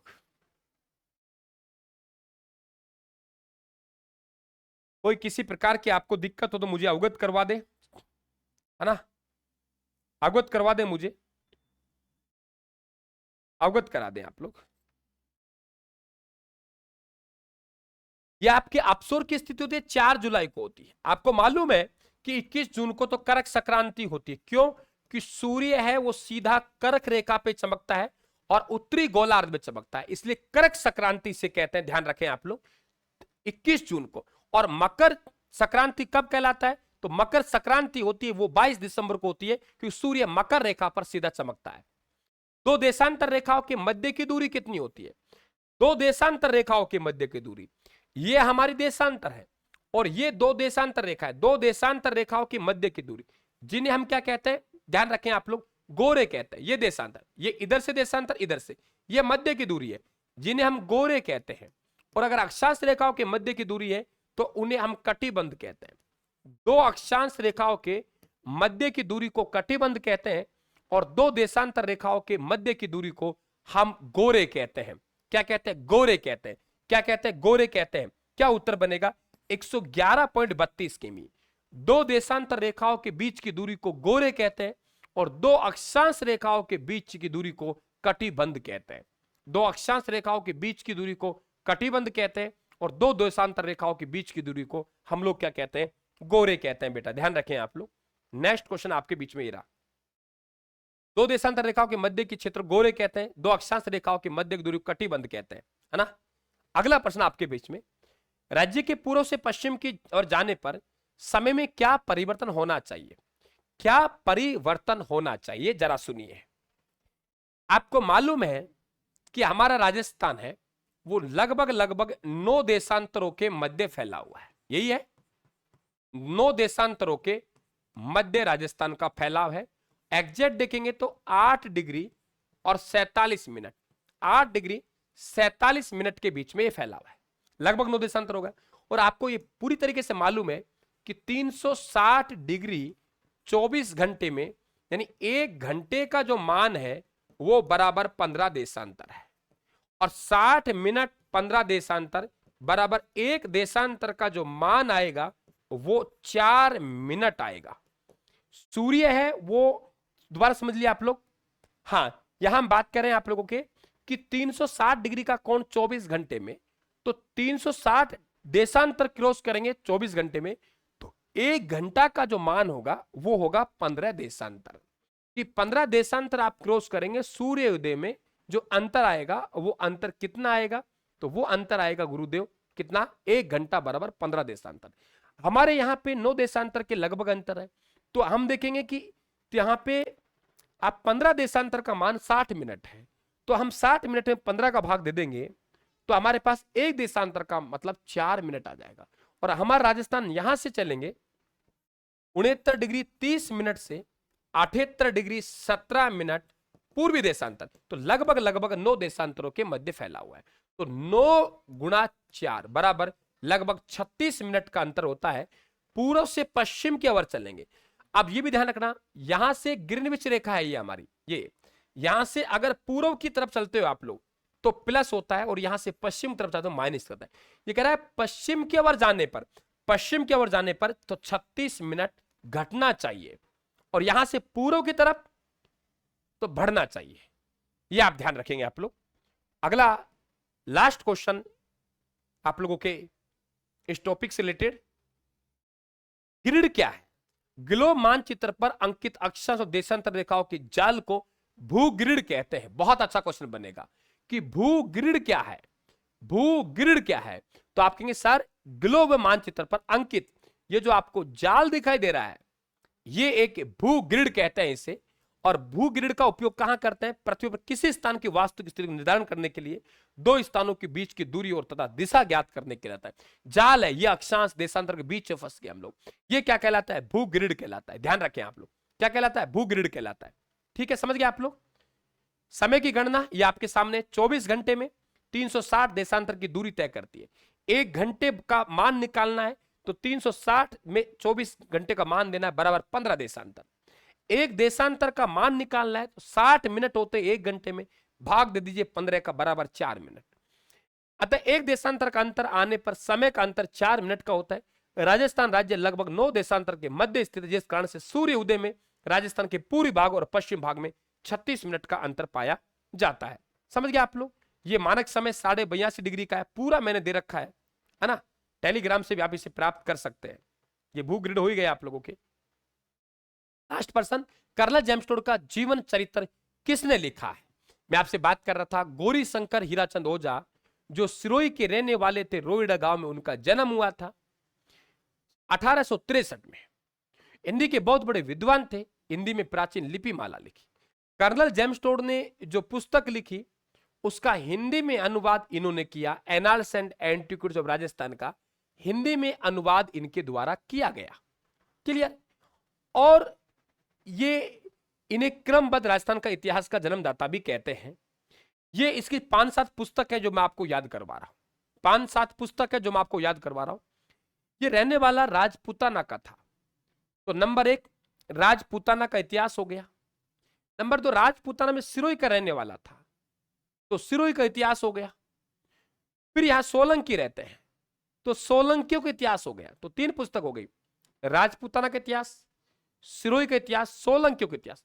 कर्नल जेम्स टोड का पुस्तक का हिंदी में अनुवाद किया तो हिंदी का प्राचीन लिपि माला हो गई। इसके बाद में आप लोग बात करेंगे कि कर्नल जेम्स टोड का जीवन चरित्र भी जानता होगा, वीर शिरोमणि महाराणा प्रताप को भी जानता होगा, और बप्पा रावल के सोने के सिक्के को भी जानते होंगे। तो कहने का मतलब जीएस ओझा बड़ा व्यक्तित्व है। गौरी शंकर हीराचंद ओझा सिरोही के रहने वाले हैं, रोइडा गांव के, है ना, और हिंदी के विद्वान थे। हिंदी में प्राचीन लिपि माला लिखी, राजपूताना का इतिहास लिखा, सिरोही का इतिहास लिखा, सोलंकी का इतिहास निकला, हिंदी में प्राचीन लिपि माला लिखी, कर्नल जेम्स टोड का जीवन चरित्र लिखा, वीर शिरोमणि महाराणा प्रताप निकला, है ना, और बप्पा रावल का सोने का सिक्का। तो कर्नल जेम्स टोड का जीवन चरित्र है वो किसके द्वारा लिखा गया? गौरी शंकर हीराचंद ओझा, जिसे जीएस ओझा कहते हैं। जीएस ओझा कहते हैं, गौरी शंकर हीराचंद ओझा, जिसे हम जीएस ओझा के नाम जानते हैं। यहां देखिए गौरी शंकर हीराचंद ओझा का फिर मैंने स्लाइड दी है। गौरी शंकर हीराचंद ओझा का जन्म 1863 में रोहिड़ा गांव सिरोही में हुआ था।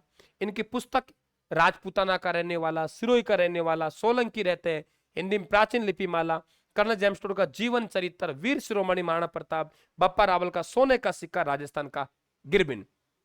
अब बताइए कैसा रहा आप लोगों का, कैसा रहा आप लोगों का टेस्ट पेपर? पूरा अच्छी तरीके से अब आपका सुझाव दे सकते हैं मुझे।